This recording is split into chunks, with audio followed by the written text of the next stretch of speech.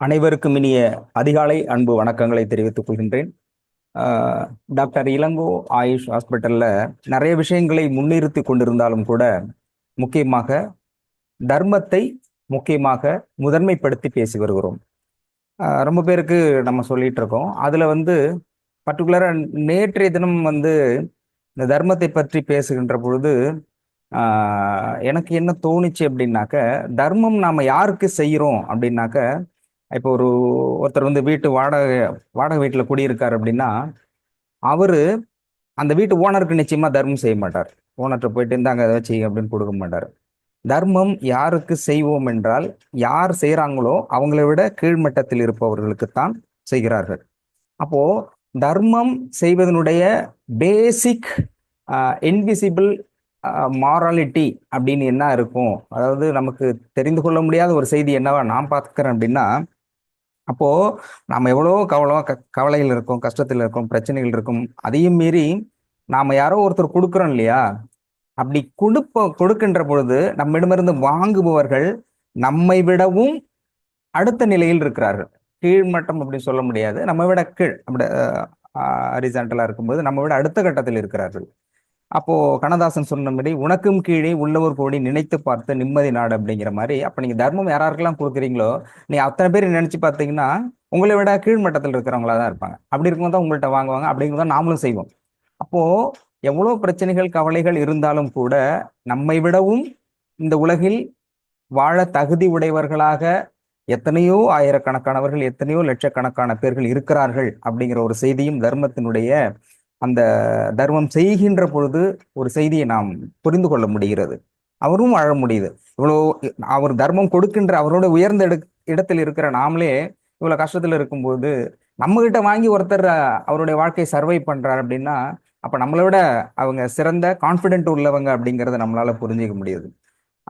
இன்னும் ஒரு விஷயத்த பார்த்தோம் அப்படின்னாக்க, இந்த உலகத்தில் தற்கொலை செய்து கொள்ளக்கூடியவர்கள், மன்னிக்கணும் அந்த வார்த்தை பயன்படுத்தக்கூடாது, ஆனால் அந்த போன்ற ஒரு சூழலில் இருப்பவர்கள், செய்து கொள்ளக்கூடியவர்கள் ஏறத்தாழ பொருளாதாரத்தில் சற்று உயர்ந்த நிலையில், ஆனால் முடிவெடுக்க முடியாத சூழலில் இருப்பவர்களாக இருக்கிறார்கள். ஏன்னா எந்த பொருளாதார சூழலும் இல்லாமல், இடமே இல்லை, இடமே தங்குவதற்கு இடமே இல்லாமல், பொருளாதார சூழலும் இல்லாமல், தனக்கென்று ஒரு குடும்பம், தனக்கென்று ஒரு வாழ்க்கை இருக்கிறது என்பதை கூட நினைக்க முடியாத எத்தனையோ மனிதர்கள் இருந்து கொண்டிருக்கிறார்கள். ஆனால் அவர்கள் யாரும் தற்கொலை செய்து கொள்ளவில்லை. குறிப்பாக உலகத்தில் எந்த ஒரு பிச்சைக்காரராவது தற்கொலை செய்து கொண்டார்கள் என்ற செய்தியை நான் படித்ததே இல்லை. ஏனால் வாழ்க்கையினுடைய மிக மோசமான கடைசி கட்டம் என்பது பிச்சை எடுத்து வாழுதல் அப்படிங்கிற ஒரு இடம்தான்.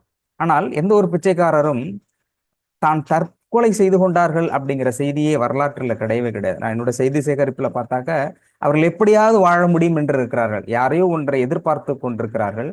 அடுத்த வேலை உணவுக்கும் இந்த வேலை உணவுக்கும் கூட உறுதி இல்லாத வாழ்க்கையை வாழ்ந்து கொண்டிருக்கின்ற மனிதர்கள், அவர்கள் என்ன நினைக்கிறாங்கன்னா, வாழ்ந்துடுறாங்க, எப்படியாவது வாழ முடியும் என்று. ஆனால் இன்றைய தினம் சரியாக வாழ முடியும், கொஞ்சம் யோசித்தால் நிச்சயமாக ஒரு பிரச்சனையிலிருந்து வெளியே வர முடியும் என்கின்ற நிலையில் இருக்கக்கூடிய மனிதர்கள் அந்த யோசிக்கின்ற நேரத்தை தவறாக யோசித்து, அதாவது டெம்பரவரி ப்ராப்ளத்துக்கு பர்மனன்ட் சொல்யூஷன் சூசைட் அப்படிம்பாங்க, அந்த மாதிரி ஒரு டிசிஷன் எடுத்து அதில் இன்வால்வ் ஆகுறாங்க. அப்போ நாம் வாழக்கூடிய சூழல் இந்த உலகத்தில் நிச்சயம் இருந்து கொண்டே இருக்கிறது. பிரச்சனைகளுக்கு தீர்வுகளும் இருந்து கொண்டே இருக்கிறது. நான் திரும்ப இதை ஏன் முன்னிலைப்படுத்தி சொல்றேன் அப்படின்னா, நேற்றைய தினம் தான் போட்டிருந்தேன். ரொம்ப பேர் சொல்றாங்களா, அம்மா இல்ல இந்த கர்மா ரொம்ப கொடுமையா இருக்கு சார், கர்மா கர்மானி என்ன பிரச்சனையா இருக்கு அப்படின்றாங்க இல்லையா. கர்மானா என்னன்னு தெரியல, புரிஞ்சுக்க முடியல, ஒரே டிஸ்டர்பன்ஸா இருக்குன்றாங்க இல்லையா. கொஞ்சம் ட்ரை பண்ணா நம்ம கர்மாவை கூட சரி செய்து விட முடிகிறது. கர்மா சரி செஞ்சிட முடியுது. ஆனால் ஒருத்தர் கவலையில இருக்காங்க இல்லையா, அவங்கள அதுல இருந்து வெளியில கொண்டு வர்றது ரொம்ப கஷ்டமா இருக்குது.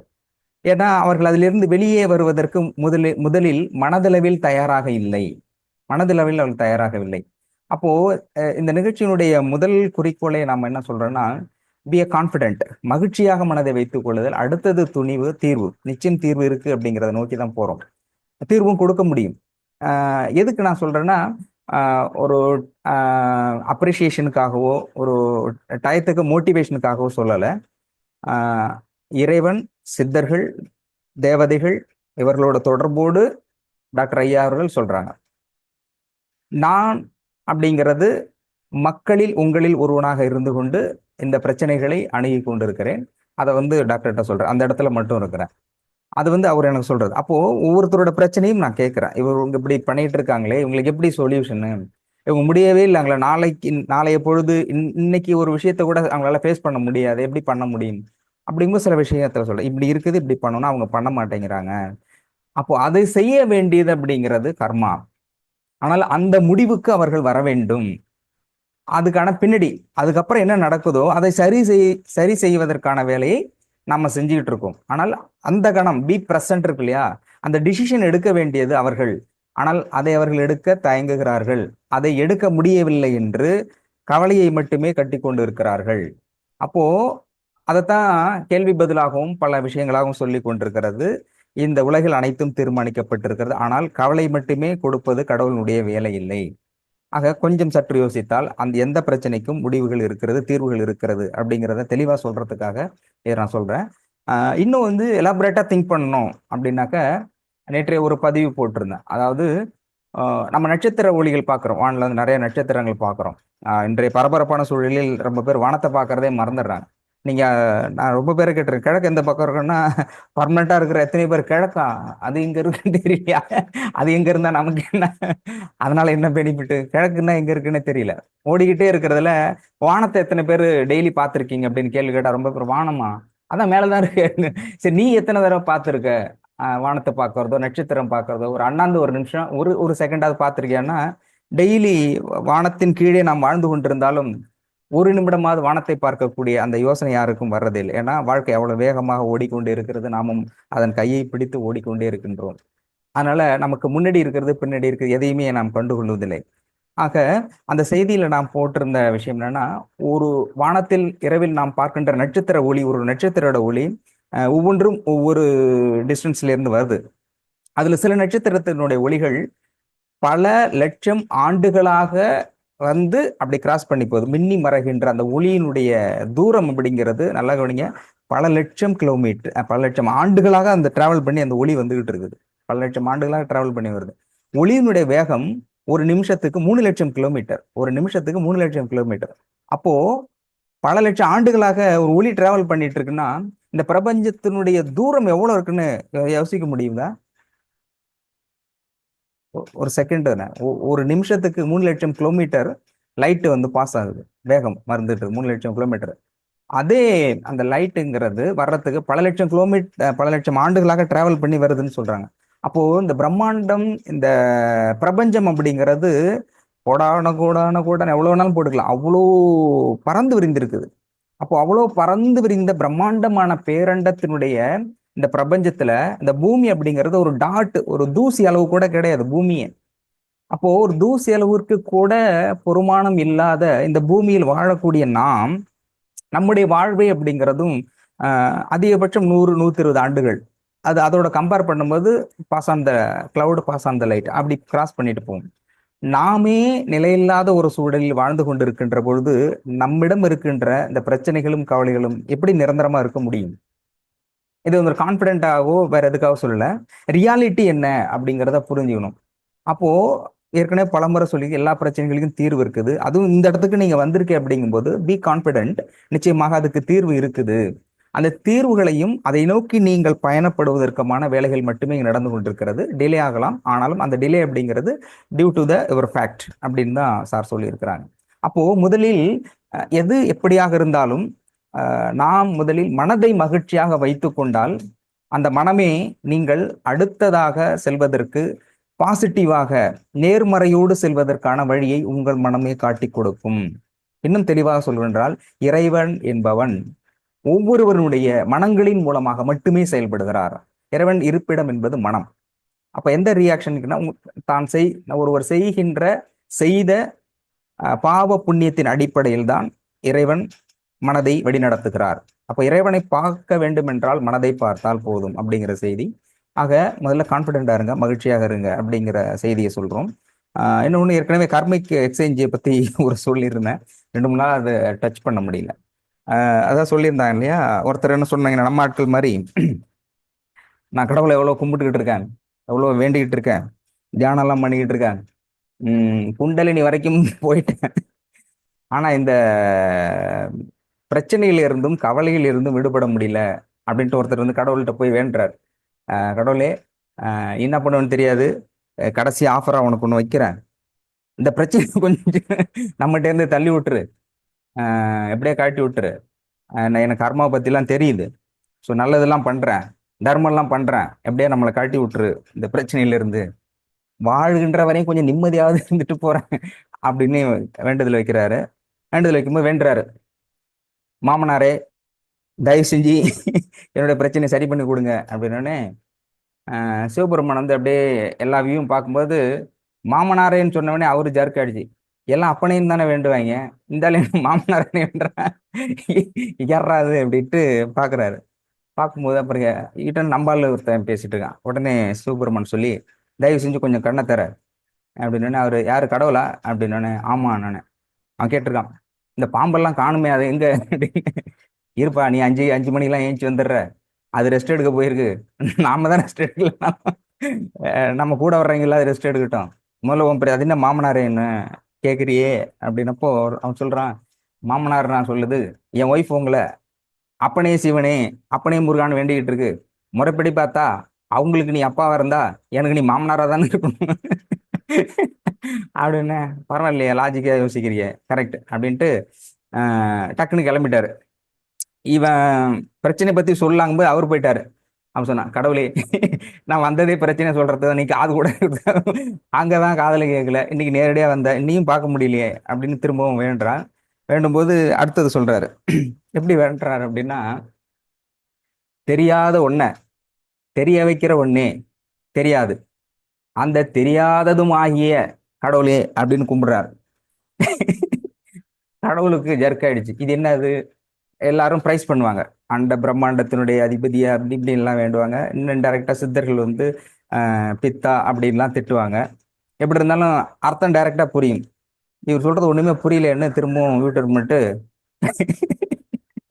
சிவன் முதல்ல கேட்கிறாரு, இந்த பூலோகத்தில் புதிதாக உருவாக்கப்பட்டிருக்கிறதே கர்மா குரூப் என்று, அதிலிருந்து வந்தவரா தாங்கள்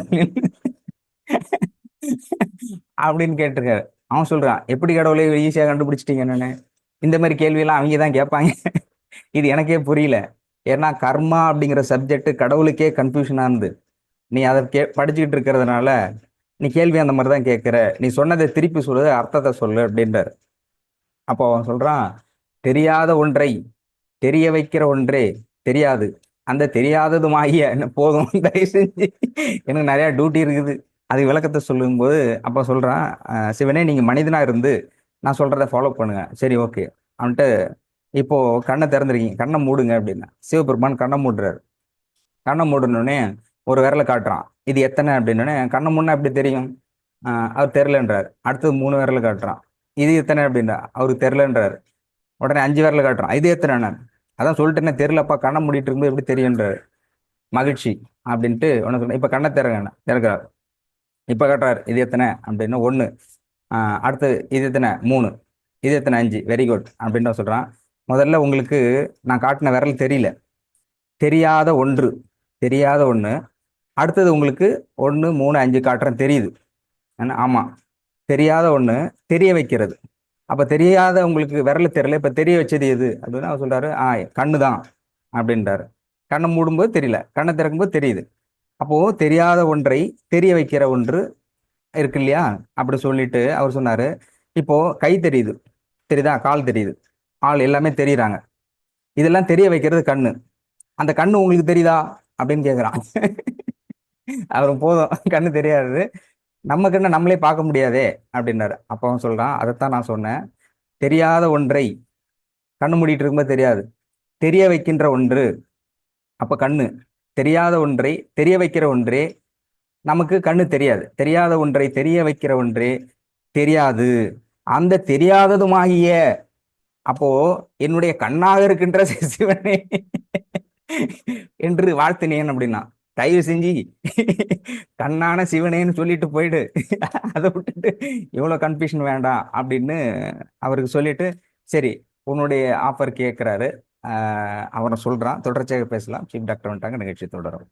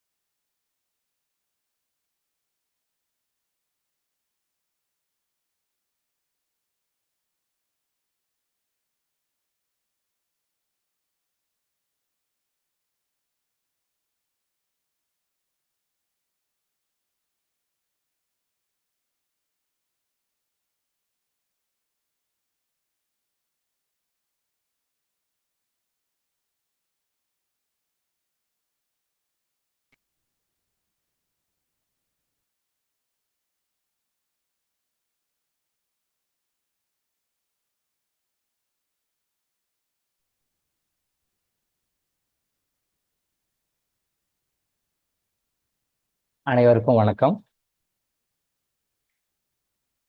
நேற்று ஆடிப்பெருக்கு எல்லாரும் சிறப்பாக கொண்டாடிட்டேங்கன்னு நினைக்கிறேன். இந்த தாடி மாற்றுறது சமாச்சாரம் மற்றும் தர்மம் செய்கின்ற சமாச்சாரம் எல்லாம் பண்ணியிருப்பீங்கன்னு நினைக்கிறேன். ஆடிப்பெருக்கு அப்படின்னா தர்மம் செய்வதற்கும் மிகச்சிறந்த உயர்ந்த நாள். யார் யாருக்கு தர்மம் பண்ணன்னு சொல்லிட்டு குரூப்லையும் போட்டிருந்தீங்க. பாராட்ட வேண்டிய விஷயம், நல்ல விஷயம்தான். பொதுவாக தர்மம் செய்கிறது ரொம்ப இம்பார்ட்டண்ட்டான விஷயம். வாழ்க்கையில் தர்மத்துக்கும் வாழ்க்கைக்கும் என்ன ரொம்ப சம்மந்தம்னா ரொம்ப ரொம்ப முக்கியமான சம்மந்தம் இருக்கு. ஏன் தர்மம் பண்ணணும்? தர்மம் பண்ணுங்க அப்படின்னு தான் எல்லா மதங்களும் சொல்லுது. எந்த மதமும் தர்மம் பண்ணாதீங்க அப்படின்னு எதுவுமே சொல்லல. தர்மம் செய்யுங்க, தர்மம் செய்யுங்க, தர்மம் பண்ணுங்கன்னு சொல்லி எல்லா மதங்களுமே சொல்லுது. ஆனா அதை யாரும் நிறைய பேர் ஃபாலோ பண்றது இல்லை. அதை ஒரு விஷயத்த மட்டும் விட்டு மற்ற சொல்லுங்க டாக்டர் நான் பண்றேன். இந்த தர்மத்தை மட்டும் பேசாதீங்க, அதை மட்டும் விட்டுடுங்க. மற்றது எது வேணாலும் சொல்லுங்க நான் பண்றேன். விஷயமே தர்மத்தை பத்தி தான் மேட்ரே. அந்த தர்மம் பண்ணால்தான் மற்ற மற்ற விஷயங்களை மனிதன் மேல மேல மேல போக முடியும். தர்மத்துக்கும் அதுக்கும் அவ்வளோ சப்ஜெக்ட் இருக்கு. இந்த தர்மத்தை பத்தி பேசினாலே 3 மாசத்துக்கு பேசலாம். 3 மாசத்துக்கு பேசலாம். ஒரு நாளைக்கு 1 ஹவர் 1.5 ஹவர் எடுத்துட்டோம்னா தர்மத்தை பத்தி மட்டும் பேசினாலே 3 மாசத்துக்கு பேசலாம். அவ்வளோ சப்ஜெக்ட் இருக்காது.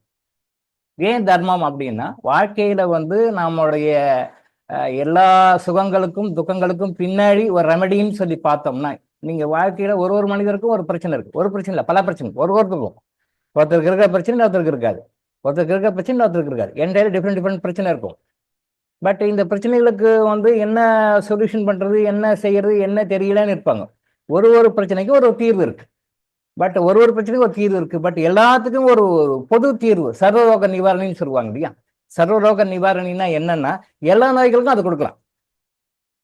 சித்த மருத்துவத்திலையும் ஆயுர்வேத மருத்துவத்திலையும் சில மருந்துகள் இருக்கு. அதை கண்ணை மூடிக்கிட்டு அந்த மருந்துகளை எல்லா நோய்களுக்குமே கொடுக்கலாம். அது எல்லாத்துக்குமே பொருந்தும். ஸ்பெசிஃபிக்காக கொடுக்குறது வேற. இந்த நோய்களுக்கு இந்த மருந்து, இந்த நோய்களுக்கு இந்த மருந்து, இந்த நோய்களுக்கு இந்த மருந்து அப்படி ஸ்பெசிஃபிக்காக கொடுக்குறது வேற சப்ஜெக்ட். பட் சர்வரோக நிவாரணி மாதிரி சித்தாவுடையும் ஆயுர்வேதம் சில மருந்துகள் இருக்கு. அதை கண்ணை மூடிட்டு யாருக்குனாலும் கொடுக்கலாம், எந்த நோய்க்கு வேணாலும் கொடுக்கலாம். ஏன் அப்படின்னா அது டோட்டலாகவே எந்த நோயாக இருந்தாலும் சரி பண்ணும். அதை ப்ரிவென்டிவாகவும் எடுத்துக்கலாம், கியூரேட்டிவாகவும் எடுத்துக்கலாம். ப்ரிவென்டிவாக எடுத்துக்கிட்டிங்கன்னா நோய்கள் வராது. ஸோ இப்போ தடுப்பூசியை போட்டால் நோய் வருது வேற சமாச்சாரம். அது அரசியல், அது உலக அரசியல் அளவு போதும். தடுப்பூசி போடுறாங்க, மாஃபியாஸ் எல்லாம் உள்ள வராங்க, பில்லியன் சம்பாதிக்கிறாங்க. பட் தடுப்பூசி போட்டால் வேலை செய்யலைன்னு நல்லா தெரியும். தடுப்பூசி போட்டால் அது திருப்பும் கொரோனா வருதுன்னு தெரியும். யாரும் எந்த கவர்மெண்ட்டும் கேட்காது. ஏன் கேட்காது? பிகாஸ் அது மாஃபியா குரூப்ல இருக்கு, மாட்டிட்டு இருக்கு. கவர்மெண்ட்ஸே மாஃபியா குரூப்ல மாட்டிட்டு இருக்கு. அப்புறம் அங்கே போய் எங்கே போய் கேட்க போகிறோம்? ஒன்றும் கேட்க முடியாது. அந்த ப்ரிவென்டிவ் கியூரேட்டிவ்ன்றது நம்ம இயற்கையான சித்தர்கள் காட்டி கொடுத்த, அவங்க காட்டி கொடுக்குறாங்க. சித்தர் கொடுக்குறாங்க, அவங்க காட்டி கொடுங்க, இதெல்லாம் இப்படி இருக்குப்பா அப்படின்னு சொல்லி இறைவன் காட்டி கொடுக்குற, இதெல்லாம் இது இருக்குப்பா. அந்த மாதிரி மூலிகை நீங்க சாப்பிட்டீங்கன்னு டே டு டே லைஃப்ல உணவுல சாப்பிட்டு வந்தீங்கன்னா ஹாஸ்பிட்டல் பக்கம் நீங்க போக வேண்டிய அவசியமே கிடையாது. ஒரு நாள் நீங்க ஆஸ்பத்திரிக்கு போக வேண்டிய அவசியமே கிடையாது. ஹாஸ்பிட்டலுக்கே போக வேண்டாம்னா அப்ப ஐசி யூனிட்டுக்கே தேவையில்லை, ஐசிசி யூனிட்டுக்கும் தேவையே கிடையாது, எதுக்குமே தேவையில்லை, சர்ஜரி தேவையில்லை. பட் அதை நான் ஃபாலோ பண்றோமா? இல்லை. அப்ப இந்த சர்வரோக நிவாரணி மாதிரி நோய் வந்த பிறகு கியூர் ஆகிறதுக்கு என்னவோ நோய் வரை தடுப்பதற்கும் இயற்கையான மூலிகை மருந்துகள் இருக்கின்றன. அதை நாம் யாரும் பயன்படுத்துவதில்லை. பிகாஸ் நாம் அறிவாளின்னு நினைச்சிட்டு இருக்கோம். ஓகே, இந்த தர்மம் அப்படின்றது எல்லா பிரச்சனைகளுக்குமே சொல்யூஷன் கொடுக்கக்கூடிய ஒரு விஷயம். அதனால தர்மம் பண்ணுங்க. ஏன் குரூப்ல சில பேர் போட்டதை வச்சு என்ன தர்மம் பண்றது வலது கை கொடுக்கறது இடது கைக்கு தெரியக்கூடாது, இடது கை கொடுக்கறது வலது கைக்கு தெரியக்கூடாது. இது எல்லா மதங்களும் சொல்லுது. நான் கொடுக்கறது பிரபகண்டா பண்ணிக்கோ, விளம்பரம் பண்ணிக்கோ, அட்வர்டைஸ்மெண்ட் பண்ணி பந்தாவா பண்ணிக்கோ அப்படின்னு எந்த மதமும் சொல்லலை. பட் அது ஒன்று, ஏன்னா ரெக்கார்டு கடவுள் கரெக்டாக வச்சுக்கிறாங்க. யாரு கொடுக்குறீங்க, எது கொடுக்குறீங்க, என்ன பர்பஸ் கார்டு கொடுக்குறீங்க, எதிர்பார்த்து கொடுக்குறீங்களா, எதிர்பார்க்காம கொடுக்குறீங்களா, எவ்வளோ எதிர்பார்த்து கொடுக்குறீங்க, எவ்வளோ எதிர்பார்க்காம கொடுக்குறீங்க, எல்லாமே எல்லா டேட்டா பக்காவாக அங்கே ரெக்கார்ட் ஆகிடும். ஆகாஷ் ரெக்கார்ட் ஆகிடும். அதை நாம் யாரும் மாற்ற முடியாது, மறுக்க முடியாது. நாம் விளம்பரம் பண்ணணும்னு அவசியமே கிடையாது. அது சில தவறுகள் நடக்குது. நீங்க சேரிட்டி பண்றதுல சில தவறுகள் நடக்குது. உங்களையும் அறியாம சில தவறுகள் பண்றீங்க. அதை சுட்டி காட்டுவதற்காகத்தான் நீங்க அது போடுங்க, மென்ஷன் பண்ணுங்க, நாம அது கரெக்ட் பண்றோம்னு சொல்லி அது சொல்ல காரணம் என்னன்னா, பொதுவாகவே சொல்லுவாங்க, ஆம்பளைங்கிட்ட வருமானத்தை கேட்கக்கூடாது, பொம்பளைங்கிட்ட வயசை கேட்கக்கூடாது, பொம்பளைங்கிட்ட வயசு கேட்கக்கூடாது, ஆம்பளைங்கிட்ட வருமானத்தை கேட்கக்கூடாது. ஜென்ரலா ஒரு கான்செப்ட் சொல்லுவாங்க இல்லையா? இப்ப இந்த காலத்துல அந்த காலத்துல ஆம்பளைங்க சம்பாதிப்பாங்க, பெண்கள் அதை வச்சு நிர்வாகம் பண்ணுவாங்க. ஆம்பளைங்க சம்பாதிப்பாங்க. அதை அவர் கொண்டு கொடுக்குற பணத்தை வச்சு குடும்பத்தை நிர்வாகம் பண்ணுவாங்க. அது வந்து Indian system of life, perfect system of life. But அது மாறி போச்சு. உமன்ஸ் கம்யூனிட்டி வந்து நீங்கள் சப்பராத்துக்கு அதுவும் ஒரு காரணம். என் பெண்களும் சம்பாதிக்கிறாங்க. ஏன்னா நாங்களும் ஆண்களுக்கு இணையானவர்கள் அப்படின்னு சொல்லிட்டு பெண்களும் சம்பாதிக்கிறாங்க. இப்போ பெண்கள்கிட்டையும் நம்ம கேட்கக்கூடாது எவ்வளோ சம்பாதிக்கிறீங்க அப்படின்னு கேட்கக்கூடாது. பெண்கள்கிட்டையும் கேட்கக்கூடாது. ஏன்னா வருமானம் வந்து ஆண்களும் சம்பாதிக்கிறாங்க, பெண்களும் சம்பாதிக்கிறாங்க. அப்போ ஆண்கள்கிட்ட எப்படி வருமானத்தை பற்றி கேட்கக்கூடாதோ, இன்னைக்கு புதுமொழி பெண்கள்கிட்டையும் வருமானத்தை பற்றி கேட்கக்கூடாது. ஏன்னா அவங்களும் சம்பாதிக்கிறாங்க. ஸோ வருமானத்தை பற்றி எப்படி கேட்கக்கூடாதுன்றமோ அதே மாதிரி செய்கின்ற தர்மத்தை பற்றியும் நாமளும் கேட்கக்கூடாது, அவங்களும் சொல்லக்கூடாது. பட் அது ஏன் மென்ஷன் பண்ணுங்கோ அப்படின்ற மாதிரி சொன்னோம்னா, நீங்க செய்கிற சில தவறு உங்களையும் அறியாமல் சில தவறுகளை வந்து சரி பண்றதுக்காகத்தான் அதை நாம சொல்றோம். சித்தர்களோட இலக்கியங்களோட பாடல்கள்லாம் பார்த்தீங்கன்னா, நல்லா நோட் பண்ணீங்கன்னா, சித்தர்கள் பாடல்கள் படிச்சவங்களுக்கு தெரியும், சினிமா பாடல்கள் படிச்சவங்களுக்கு தெரியாது, மற்ற மற்ற விஷயங்கள கான்செப்ட் பண்றவங்களுக்கு, சினிமாவில் கான்செப்ட் பண்றவங்களுக்கு தெரியாது. சித்தர்கள் பாடல்களை பார்த்தீங்கன்னா, சித்தர்கள் வந்து நாத்திகவாதிகள் மாதிரியே தெரிவாங்க. சில இடங்கள்ல ஆத்திகவாதிகள் மாதிரியே தெரியும். கடவுள் இருக்குன்னு கும்புறவங்க மாதிரியே தெரியும். சில இடங்கள்ல பார்த்தீங்கன்னா கடவுள் மறுப்பாளர்கள் மாதிரி, நாத்திகவாதி மாதிரி தெரியும். பட் அவங்க உண்மையில அப்படி கிடையாது. அவர்கள் ஆத்திகவாதிகள், கடவுள் இருக்குன்றது ஒத்துக்கிறவங்க தான். சில பாடல்களை பார்த்தீங்கன்னா அவங்க வந்து சைவர்கள் மாதிரி தெரியும், சிவனை வழிபடுற மாதிரி தெரியும். சில பாடல்களை பார்த்தீங்கன்னா வைணவராக பெருமாளை வழிபடுற மாதிரி தெரியும். ஆனா உண்மை என்னன்னா, அவங்க சிவனையும் வழிபடவில்லை, பெருமாளையும் வழிபடவில்லை. இந்த ரெண்டுத்துக்கு நேருக்கு ஒரு சக்தியை வழிபடுறாங்க. மேலோட்டம் பார்க்கும்போது சித்தர்கள்லாம் சிவனை பத்தி நிறைய பேசுறாங்க. அவங்க இப்போ சைவர்களோ? மேலோட்டம் பார்க்கும்போது அப்படி பெருமாளை பத்தி பேசுறாங்க, அப்ப இவ வைணவர்களோ?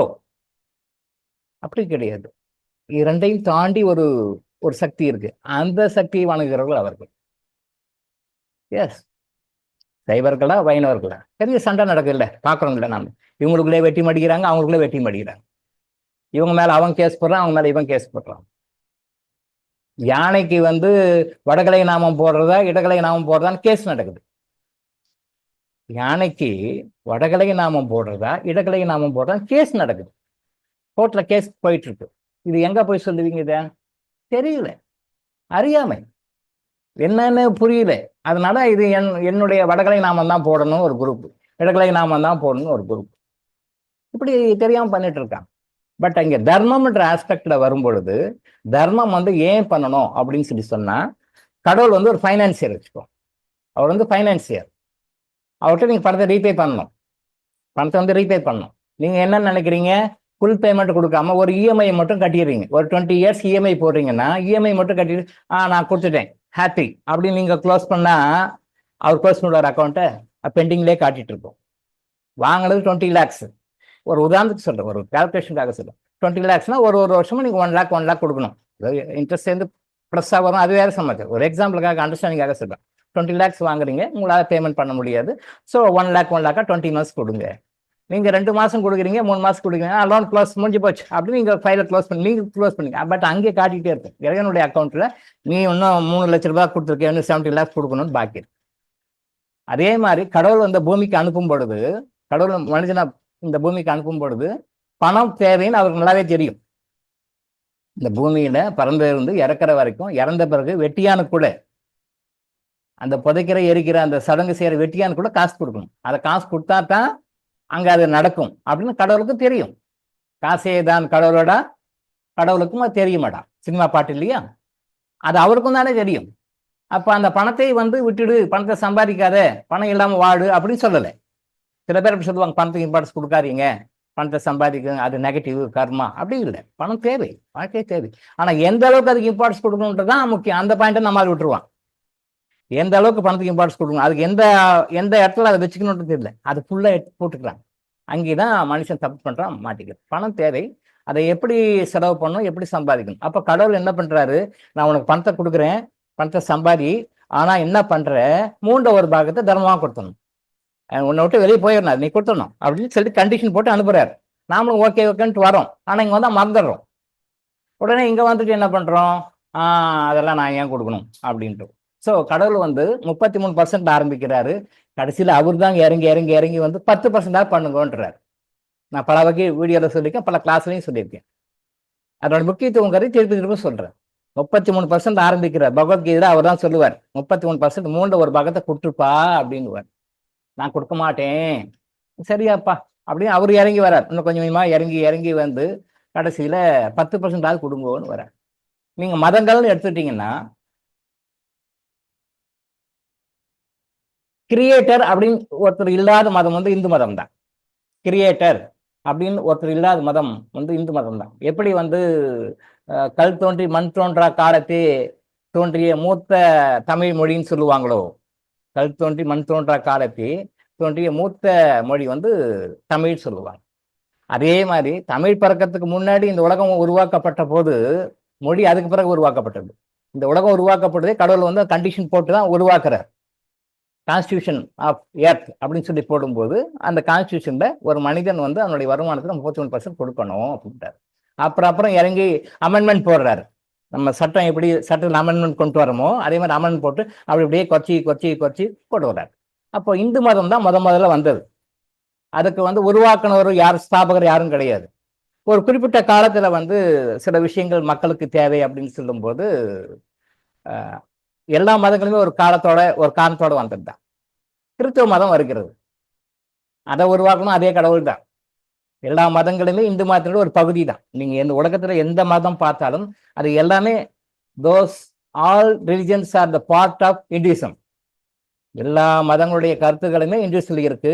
எல்லாமே வந்து இந்து மதத்தினுடைய ஒரு பார்ட் தான். அப்ப கிறிஸ்டியானிட்டி வருது. கிறிஸ்டியானிட்டி என்ன பண்ணுது, அது மன்னிப்பின் மகத்துவத்தை இந்த மக்களுக்கு சொல்லணுன்றதுக்காக இயேசுநாதர் அனுப்பிச்சு மக்களுக்கு அதை கொடுக்குறார். மன்னிப்பின் மகத்துவத்தை வந்து மக்களுக்கு புரிய வைக்கிறதுக்காக கொண்டு வந்த ஒரு அவதாரம் சொல்லலாம் அவர். இன்னைக்கு வரைக்கும் மன்னிப்பின் மகத்துவத்தை இயேசுவை தவிர மற்றவங்க எல்லாம் கொஞ்சம் கம்மியாக தான் சொல்லியிருக்காங்க. பல வீடியோவில் சொல்லியிருக்கேன். ஒரு குறிப்பிட்ட காலம் கழிச்சு மக்கள் என்ன பண்றாங்க, ரொம்ப உருவ வழிபாட்டு ரொம்ப அதிகமா போறாங்க. ரொம்ப அதிகமா போறாங்க. அப்ப என்ன பண்றாரு கடவுள், ரொம்ப உருவ வழிபாட்டு மக்கள் அதிகமா போறாங்களே, சரி உருவம் இல்லாத கடவுள் இருக்கிறான், அதை புரிஞ்சுக்கோங்க அப்படின்றதுக்காக இஸ்லாத்தை உருவாக்குறார். அல்லாண்டவும் அவரு தான். அப்ப அல்லாஹ் வந்து முகமது நபின்னு ஒருத்தர் செலக்ட் பண்றாரு. அவர் செலக்ட் பண்ணி அவர் மூலமாக அந்த அரேபிய மொழியில அதை இறக்குறார், குர்ஆனை இறக்குறார். அப்ப அது என்ன சொல்லுது, இறைவன் உருவமற்றவன், உருவம் இல்லாத கடவுளை வணங்குங்க அப்படின்ற ஒரு கான்செப்டை கொண்டு வரதுக்காக முகமது நபி மூலமாக இஸ்லாம்னு ஒரு மதத்தை வந்து ஃபவுண்டேஷன் பண்ணி அதை கொடுக்குறாரு. அல்லான்ற பேர் சொல்லுவாங்க, எந்த பேர் சொன்னாலும் கடவுள் தான். அப்போ அங்கே உருவமே கிடையாது, வெறும் செவத்தை பார்த்து கும்பிடுவாங்க. அங்கே உள்ள போய் பார்த்தீங்கன்னா மசூதியில் ஒன்று இருக்க, வெறும் செவரு தான் இருக்கும். பட் உருவமற்ற இறைவனை வணங்குங்க அப்படின்ற ஒரு கான்செப்டுக்காக அதை கொண்டு வரும். அப்படியே கொஞ்ச நாள் வருது. அப்பயும் மக்கள் அறியாமையில் இருக்கிறாங்க, என்ன பண்றதுன்னு தெரியல. அப்போ வந்து வள்ளல் ராமலிங்க அடிகள்னு சொல்லி ஒரு ஆத்மாவை இறக்குறார். வள்ளல் ராமலிங்க அடிகள் வராரு. உருவமற்ற வழிபாட்டிலையும் மக்கள் அந்த அளவுக்கு உள்ள இன்வால்வ்டா போகல அப்படின்றதுக்காக வள்ளல் ராமலிங்கத்தை இறக்குறாங்க. அவர் அடிகளாரை இறக்கி என்ன பண்றாங்க, இறைவன் ஒடிவடிவானவன், இறைவன் ஒடியாக இருக்கிறான் அப்படின்னு சொல்லி கும்பிடுங்கன்னு ஒரு கான்செப்டை கொண்டு வர்றார். சமரச சுத்த சன்மார்க்கம் அப்படின்னு சொல்லிட்டு. நல்லா பாருங்க, இஸ்லாத்துல நல்லதுக்கும் சரி கெட்டதுக்கும் சரி எதுவா இருந்தாலும் நான்வெஜ் தான், அசைவம் தான், அதை சாப்பிடுங்க. அல்லாஹ் அது ஒரு காரணத்துக்காக சொல்றாரு, அது ஒரு பக்குவத்துக்காக சொல்றாரு. அது வேற சமாச்சாரம், அதை பத்தி நம்ம உலக பின்னாடி வகுப்புல பேசுவோம். அதுக்கு பிறகு சில வருடங்கள் கழித்து வள்ளல் ராமலிங்க அடிகளை இறக்குறார் கடவுள். அப்ப இறக்கும்போது அவங்க அசைவம், இவங்க சுத்தமா சைவமா இருங்கன்றார். இவர் வந்து ராமலிங்க அடிகள் வந்து முழுக்க சைவமாக இருங்கள், எந்த உயிரையும் கொலை பண்ணாதீங்க, எந்த உயிரையும் வந்து கொலை பண்ணி சாப்பிடாதீங்க, எந்த உயிரையும் கொன்னு சாப்பிட்றதுக்கு நமக்கு உரிமை கிடையாதுன்ற ஒரு தத்துவத்தை கொடுக்குறாரு. அதே அல்லாஹ் தான், அதே இஸ்லாத்தை உருவாக்கியவர் அதே கடவுள் தான் இங்க ராமலிங்க அடிகளை உருவாக்கி, ராமலிங்க அடிகள் மூலமாக சுத்த சமரச சன்மார்க்கம் ஒரு இயக்கத்தை உருவாக்கி மக்களுக்கு கொல்லாமையை பற்றி உணர்த்துறார். ஒரு உயிரை கொண்டு சாப்பிடாதீங்க, அது பெரிய பாவம், அது பல வகைகள் உங்களை பாதிக்கும் அப்படின்ற ஒரு கருத்தை வந்து சொல்றார். அவர் ஒரு சித்தர், ராமலிங்க அடிகள் வந்து சொல்லிக் கொடுக்கிறார். அவரும் சொல்றாரு, தர்மத்தை போதிக்கிறார். பல தர்மங்கள் இருக்கு, அதில் அன்னதானம் மிக முக்கியமானது. ஒருத்தனுக்கு பசின்னு வந்தா அவனுக்கு சாப்பாடு போடுங்க, பசிக்கிறவனுக்கு இல்லைன்னு சொல்லாதீங்க. எவ்வளவு கஷ்டமா இருந்தாலும். இங்க பசின்னு வந்துட்டு அவங்க ஏழை பணக்காரன் அப்படிலாம் கிடையாது. இங்க ஏழைக்கு பணக்காரன் மற்ற இடங்களை வந்து அந்த ஒரு பார்ஷியாலிட்டி பார்ப்போம் இல்லையா? பட் இங்க பசின்னு வந்துட்டா ஏழைக்கும் பசி தான், பணக்காரனுக்கும் பசி தான், பிச்சைக்காரனுக்கும் பசி தான், மல்டி பில்லியனருக்கும் பசி தான். ஸோ பசின்னு வரவங்களுக்கு சாப்பாடு இல்லைன்னு சொல்லாதீங்க. யாராக இருந்தாலும் சாப்பாடு கொடுங்க. உங்களுக்கு சாப்பாடே இல்லை, நீங்க உட்கார்ந்து சாப்பிடுறீங்க, திடீர்னு வந்து கேட்டார் ஒருத்தருக்கு சாப்பாடுக்குன்னு வந்துட்டாருன்னா நீங்க சாப்பிட்ற சாப்பாட்டை அவர் கொடுங்க. நீங்க பட்டினியா இருந்து செத்து போயிட மாட்டீங்க. நீங்க ஒரு நாள் 2 வேளை சாப்பிடாம இருக்கலாம், பரவாயில்ல, அதை கொடுங்க அப்படின்றத ஒரு கருத்தை, இது ஏற்கனவே இந்த மாதிரி இருக்கிற கருத்து தான், அவர் திருப்பி ரீஎஸ்டாப்ளிஷ் பண்றார். அந்த கருத்தை வந்து சொல்றார். ராமலிங்க அடிகள் மூலமாக என்ன கருத்து சொல்லப்படுகிறது? பசின்ற வந்தவனுக்கு சாப்பாடு இல்லைன்னு சொல்லாத, அவனுக்கு கொடு. கடவுள் வந்து உருவமற்றவன் அப்படின்ற கருத்துக்கு இன்னும் கொஞ்சம் தெளிவா, அவன் ஒளி வடிவானவன். கடவுள் வந்து light, is in the form of light. அப்ப கடவுள் அந்த தீபத்தை ஏற்றி அந்த ஒளியை கும்பிடுங்க, அதை ரிமைண்ட் பண்ணிக்கங்க அப்படின்னு இவர் ஒரு ஆங்கிள் அது சொல்றாரு. கடவுளை ஒரு ஆங்கிள் ஒரு மதம் காட்டுது, அவ்வளவுதான்.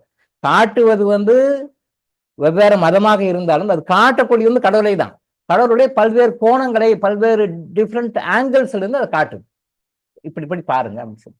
அப்போ இங்கே கடவுள் ஒளி வடிவானுங்க, ஒளியை வந்து வணங்குங்க அப்படி. அந்த ஒளி வடிவம் தான் நம்ம லைஃப்ல எல்லா, ஈவன் நான் சொல்லியிருக்கேன், மசூதியில அவங்க ஒளி வடிவில் இல்லை, பட் அந்த ஒளி வடிவு உண்டான அந்த 7 நிறங்களையும் அடங்கிய அந்த வெள்ளை நிறத்தை உடை போடுவாங்க. மெக்கா மதீனா போகும்போது நான் சொல்லியிருக்கேன், அந்த ஒளியை வேற விதமா அவங்க பயன்படுத்துறாங்க, அது தெரியாம அதை அவங்க பயன்படுத்துறாங்க. அப்ப இந்துக்கள்ல வந்து தீபம் இல்லாம எதுவுமே கிடையாது. கிறிஸ்டியானிட்டிலையும் சர்ச்சில் லேம்ப் ஏற்றுவாங்க, அந்த மெழுகுவத்தி ஏற்றுவாங்க. ஸோ ஒளி வடிவானும் பார்த்துக்கோங்க, ஒளி வடிவான். சிறுதெய்வ வழிபாடெல்லாம் வேண்டாம். சிறுதெய்வ வழிபாடுன்னா, ஃபார் எக்ஸாம்பிள் நீங்கள் ரோட்டில் போனீங்கன்னா பெரும்பாலும் நீங்கள் இந்த லாரிஸ் நான் பார்ப்பேன், இந்த லாரிஸு, ஆட்டோஸு, இந்த மாதிரிலாம் பார்த்தீங்கன்னா ஒரு 1 hour ரோட்டில் உட்காந்தோம்னா ஒரு 40-50 தெய்வங்களுடைய பேரை எழுதிடலாம். நிறைய நமக்கு லிஸ்ட் ஆஃப் சிறு தெய்வங்கள், ஸ்மால் டேட்டிஸ். அது தெரியலன்னா ரோட்டில் போய் உட்கார்ந்தீங்கன்னா அந்த லாரிங்கெல்லாம் போகும், ஆட்டோங்கள்லாம் போகும். இந்த லாரிகள்லையும் ஆட்டோலையும் புது புது பேர்லாம் வரும், இந்த சாமி அந்த சாமி, இந்த சாமி அந்த சாமி. நான் பார்த்துருக்கேன், ஆன் ரோட் போகும்போது நான் பார்த்தேன். இந்த லாரிகளில், ஆட்டோலாம் பார்த்தா டிஃப்ரெண்ட் பேராக இருக்கும். அந்த சாமி இந்த சாமி, ஒரு 20-30 பேர் பார்க்கலாம். ஒரு 1 hour உட்கார்ந்தீங்கன்னா பாருங்க. ஏன்னா அதுதான் நிறைய பேர் அதுதான் ரொம்ப தெளிவாக இருப்பாங்க போல, அந்த லாரி ஓனர்ஸ், ஆட்டோ ஓனர்ஸ்லாம் அந்த மாதிரி இருப்பாங்க போல இருக்கு. அது டிஃப்ரெண்ட் பேர்லாம் எழுதியிருக்கும், ஒரு 20-30 பேர் இருக்கும். அந்த மாதிரி சிறுதெய்வ வழிபாடெல்லாம் வேண்டான்னு வரைவர் ராமலிங்க அடிகள். அதெல்லாம் விட்டுடுங்க, இறைவன் வந்து ஒளி வடிவானவன், ஹை லெவல், அவனை அப்படி கும்பிடுங்க. ஏன் போய் இந்த அம்மன் அந்த அம்மன் அவரு இவரு அப்படின்னு சொல்லி இப்படிலாம் கும்பிடுங்க? சிறுதெய்வ வழிபாடுகளை வேண்டாம் போல்டா அடிச்சவர் அவர் தான். இல்லைன்னா சிறுதெய்வ வழிபாட்டிலே வாழ்ந்துட்டு இருக்கும்போது மக்கள், அது ஒரு ஆன்மீக பெரியாராக அவர் வந்து சிறுதெய்வ வழிபாடு வேண்டாம் அப்படின்னு சொல்லி போல்டா அடிச்சு சொன்னவர் அவர் தான். அவருக்கு அப்ப நிறைய எதிர்ப்புகள்லாம் வந்தது, அதை அவர் ஃபேஸ் பண்ண, அது வேற சமாச்சாரம். அதை ஃபேஸ் பண்ணுறதுக்கு உண்டான ஒரு தகுதியை, திறமையை வந்து இறைவன் அவர் கொடுத்துருவார். அதை ஃபேஸ் பண்ணார். சிறுதெய்வ வழிபாடு வேண்டாம், இறைவன் ஒருவன், அவன் ஒளி வடிவாக இருக்கிறான், அவனை கும்பிடுங்க அப்படின்னு. இப்போ இது எதுக்காக சொல்லவன்னா, ஒரு காலகட்டத்தில் வந்து மனிதன் வந்து எந்தெந்த மாதிரி அந்த ஒரு எவல்யூஷன் வரணுமோ, அந்த டைம்ல என்ன ரெவல்யூஷன் வரணுமோ அதுக்கு தகுந்த மாதிரி இறைவன் வந்து அந்தந்த நபர்களை அந்தந்த டைம்ல செலக்ட் பண்ணி அனுப்பிச்சு சொல்லுவார். அந்த மாதிரி வரும்பொழுது, ஒன்றா வரும்பொழுது, இப்போ கர்மா எனர்ஜி ஹீலிங்கும் ஏன் சொல்ல வரோம்னா, இதனுடைய ஃபவுண்டரு, கிரியேட்டரும் வந்து கடவுள் தான். அப்போ அந்த கர்மா எனர்ஜி ஹீலிங்கை சொல்லணுன்றதுக்கு ஒரு மனிதன் வேணும் இல்லையா? அப்போதான் டாக்டர் இளங்கோ அப்படின்னு ஒரு மனிதனை செலெக்ஷன் பண்ணி ஒரு 34 வருஷம் ட்ரைனிங் கொடுத்து, சரி இப்போ போய் மக்களுக்கு சொல்லு அப்படின்னு சொல்லி. இந்த கர்மா எனர்ஜி ஹீலிங் வந்து entirely different from existing system. மற்ற நடைமுறைகள் இருக்கிறது எல்லாமே கொஞ்சம் entirely different system. Latest version நான் சொன்னேன் இல்லையா, 7G 8G மாதிரி இந்த ஜி, இதுக்கு மேலே வேற ஜியும் வரலாம், கடவுள் கொடுப்பார். என்ன மாதிரி யாராவது புதுசாக கிரியேட் பண்ணி ட்ரைன் அப் பண்ணி அனுப்பிச்சு விடலாம், வருவாங்க, ஃபியூச்சரில் வருவாங்க. என்னென்ன பேரில் வருவாங்கன்னு தெரியாது, பட் அனுப்பிச்சு விடுவார். டாக்டர் இளங்கோ மாதிரி எத்தனையோ பேரை கிரியேட் பண்ணி நல்லா ட்ரைன் அப் பண்ணி நல்ல டேலண்டட் பர்சனாக அனுப்பிச்சுடுவாங்க. அந்த காலத்தில் மக்களுக்கு சொல்கிற மாதிரி. ஸோ இப்போ இருக்கிற லேட்டஸ்ட் டெக்னாலஜி அப்படின்னு சொல்லி வச்சுட்டிங்கன்னா 7G 8G மாதிரி இப்போ இருக்கிறதுல வந்து கர்மா எனர்ஜி ஹீலிங் வந்து ரொம்ப பெஸ்ட். இதை மாதிரி ஒரு சுலபமான, இதை மாதிரி ஒரு ரொம்ப ரொம்ப ஈஸியான லைஃப்ல ஃபாலோ பண்ண வேண்டிய விஷயம் வந்து வேற எதுவுமே இல்லைன்னு நான் நினைக்கிறேன். டாக்டர் இளங்கோ சொல்றாரு, அவ்வளவுதான். பட் இதனோட கிரியேட்டர் ஃபவுண்டர் வந்து அல்மைட்டி காட், சுப்ரீம் காட் தான், அவர் தான் செலக்ஷன் பண்ணி சொல்றாரு. இந்த கருத்துல நம்ம சொல்லும்பொழுது சில மாறுபாடுகள் வரலாம். சார் எக்ஸிஸ்டிங்ல இப்படிலாம் இருக்கு, ஆனா நீங்க இப்படிலாம் சொல்றீங்க, இது தவறு தானே, இது ஏற்றுக்க முடியலையே அப்படின்ற மாதிரி நிறைய பேர் ஃபீல் பண்ணிட்டீங்க. சில சகோதரர்கள் அனுப்பிச்சிருக்காங்க. அதை பற்றி நம்ம ஆன்சர் கொடுத்து ஒரு தெளிவை கொடுப்போம் நம்ம. அப்போது மற்ற முறைகளுக்கும் இதுக்கும் இப்போ மாற்றி சொல்லணுன்றது கர்ம ஹீலிங்குடைய நோக்கம் கிடையாது. சிலபஸில் அது கிடையாது. என்ன உண்மையோ அந்த உண்மையை மக்களுக்கு புரிய வைக்கணுன்றது தான். இந்த கருத்துக்கள் மாறுபாடுகள் இருக்கும்போது ஏன் இதை சொல்றாங்கன்னு கொஞ்சம் யோசனை பண்ணி பாருங்க. அப்போ வந்து உங்களுக்கு ஒரு தெளிவு வரும். தர்மம் வந்து ஒரு மனிதனுக்கு ரொம்ப முக்கியமானது. அந்த தர்மம் வந்து இந்த காலத்துல என்ன பண்ணது அப்படின்னா, அவங்கவுங்க பண்டமாற்று முறையில் இருந்தது. பண்டத்தை மாத்தி கொள்ளுவாங்க. அப்பப்போ எங்கிட்ட அரிசி விளையுதா அவங்களுக்கு அரிசி, எங்கிட்ட பருப்பு விளையுதா எங்கிட்ட பருப்பு, எங்கிட்ட என்னென்ன இருக்கோ ஆடு மாடு மற்ற என்னென்ன இருக்கோ அதெல்லாம் மாற்றிக்கணும். அதான் ஒரு ஒன்ஸ் அப்பான் ஏ டைம் அப்படி இருந்தது. அப்புறம் நாணயம்னு வந்தது. அந்த நாணயம் வந்த பிறகு இப்போ எல்லாருக்குமே யூனிவர்சலாக நாணயம் தான். எல்லா கண்ட்ரிக்கும் நாணயம் தான். அந்த பணம்னு சொல்லி கொடுத்தோம்னா அதை வச்சு எல்லாமே பண்ணலாம். அப்போது டெக்னாலஜி எப்படி வந்து டெவலப் ஆகியிருக்கோ, ஹியூமன் எவல்யூஷன் அந்த மனிதனுடைய வளர்ச்சி வந்து எப்படி பரிணாமம் வளர்ந்து வருதோ, அப்போது இப்போ வந்து நாணயம் பணம்னு வந்தது. அப்போ இந்த பணம் நீங்கள் வந்து ஹேண்டில் பண்ணுற விதம், நீங்கள் பணத்தை எப்படி சேரிட்டி பண்ணுறீங்க கொடுக்குறீங்கன்ற விதம் வந்து உங்களுக்கு வாழ்க்கையில் எல்லா பிரச்சனைகளுக்கும், சாதாரண நோய் மட்டும் கிடையாது, உங்கள் வாழ்க்கையில் நீங்கள் ஃபேஸ் பண்ணுற எல்லா பிரச்சனைகளுக்கும் நேரடியாகவோ மறைமுகமாகவோ நீங்கள் செய்கின்ற சேரிட்டி, நீங்கள் செய்கின்ற தர்மம் வந்து ஒரு ரெமெடியாக இருக்கும்ன்றதை புரிஞ்சுக்கோங்க. இப்போ இதில் சொல்கிற மாற்று கருத்து என்ன அப்படின்னா, நீங்கள் நிறைய பேர் பண்ணியிருப்பீங்க. நான் வந்து சர்ச்சுக்கு பணம் கொடுத்தேன் சார், நான் வந்து டெம்பிளுக்கு பணம் கொடுத்தேன் சார். நேற்று கூட ஒரு சகோதரி ஒரு இயக்கத்துக்கு கொடுத்துருக்காங்க, நான் இயக்கத்துக்கு பணம் கொடுத்தேன் சார் அப்படின்னு சொல்லுவாங்க. தவறு இல்லை, கொடுக்குறது தவறு கிடையாது. நான் கோயிலுக்கு இவ்வளோ பண்ணேன், நான் கோயிலுக்கு அவ்வளோ பண்ணேன், நான் சர்ச்சுக்கு இவ்வளோ கொடுத்தேன், இதுக்கெல்லாம் நான் சேரிட்டி பண்ணேன் அப்படின்னு நினைக்கிறேன். தவறு இல்லை. ஆனால் இங்கே கர்ம எனர்ஜிகளுக்கு என்ன சொல்கிறோம்னா, தயவு செய்து இதுக்கு மேலே கோயில்களுக்கெல்லாம் தானம் தர்மம் பண்ணாதீங்க. என்ன சார் இது புதுசாக ஒரு குண்டை போடுறீங்க? குண்டு தான், ஆனால் இந்த குண்டை வந்து கொஞ்சம் ஏன் போடுறோம் எதுக்கு போடுறோம் கொஞ்சம் புரிஞ்சிங்கன்னா அது கரெக்டு. என்ன சார் புதுசாக ஒரு குண்டு போடுறீங்க அப்படின்னு. கோயில்களுக்கு தானம் தர்மம் பண்ணாதீங்க. கடவுள்களுக்குன்னு போய் நீங்கள் எதையும் செலவு பண்ணாதீங்க. திருப்பதி கோயிலில் உண்டியலில் பணம் போடாதீங்க. முருகர் கோயிலில் போய் உண்டியலில் பணம் போடாதீங்க. எந்த கோயிலேருந்து பணம் போடாதீங்க. நீங்கள் ரொம்ப அநியாயம் பேசுறது இதெல்லாம் கொஞ்சம் கூட சரியில்லைன்றது புரியுது. ஏன் அப்படின்னா, கடவுள் தான் உங்களுக்கு எல்லாத்தையும் கொடுத்துருக்கிறார். கடவுள் தான் உங்களுக்கு எல்லாத்தையும் கொடுத்துருக்கிறார். நீங்க கடவுள் கொடுக்க வேண்டிய அவசியம் கிடையாது. நீங்க கடவுள் கொடுக்க வேண்டிய அவசியம் கிடையாது. கடவுளுடைய வடிவாக மனிதர்கள் உங்க முன்னாடி நிறைய பேர் இருக்காங்க. மனுஷனுக்கு கொடுங்க. நீங்க திருப்பதியில போய் பணம் கொடுக்காததுனால திருப்பதி பாலாஜி வறுமைக்கு போயிட மாட்டார். நீங்க திருப்பதி போயிட்டு பணம் கொடுக்கலைன்னா பாலாஜி ரொம்ப கஷ்டத்திலேயோ துன்பத்திலேயோ மாட்ட மாட்டார். அவரு கடன்காரனுக்கு பதில் சொல்ல மாட்டார் இல்லையா? கடவுள் மனித ரூபத்துல இருக்கிறான். கடவுள் மனித ரூபத்துல இருக்கிறான் அப்படின்னும் போது மனிதர்களுக்கு கொடுங்க. உங்க முன்னால கஷ்டப்படுறானே, உங்க முன்னால சஃபர் ஆகிறானே, உங்க முன்னால துன்பப்பட்டிருக்கானே, அவனும் கடவுள் தான். அந்த கடவுளுடைய ஒரு பாகம் தான். உங்ககிட்ட ஒரு உதவின்னு ஒருத்தன் கேட்கிறான்னா கடவுள் தான் கேட்கிறாரு, மனித ரூபத்துல வந்து கேட்கிறாரு. உங்க முன்னால கஷ்டப்பட்டு இருக்கான் ஒருத்தருக்கலாம் கடவுள் தான். ஒரு அது அது பெரிய சப்ஜெக்ட், இப்ப வேண்டாம். அது ஹையர் ட்ரூத். அது இப்ப கன்ஃபியூஸ் பண்ணிக்க வேண்டாம்.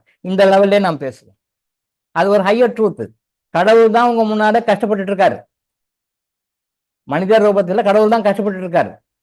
இது சொன்னா ரொம்ப கன்ஃபியூஸ் ஆனா இப்ப அது வேண்டாம். இப்போ வரைக்கும் இதை வரைக்குமே போதும். அந்த லெவல் போட்டா கன்ஃபியூஸ் ஆயிடும். ஏற்கனவே டாக்டர் குழப்பிட்டு இருக்காருன்னு சொல்றீங்க, ஆனா இந்த வரைக்கும் வச்சுக்கோ.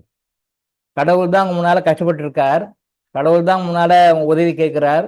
கடவுள் தான் உங்க முன்னால சஃபர் ஆயிட்டு இருக்காரு. அவருக்கு மனித ரூபத்துக்கு ஹெல்ப் பண்ணுங்க. கோயில்ல போய் ₹1 கூட சேரிட்டி பண்ணாதீங்க. நேற்று நான் வந்து 18 பேருக்கு சேரிட்டி பண்ணேன்.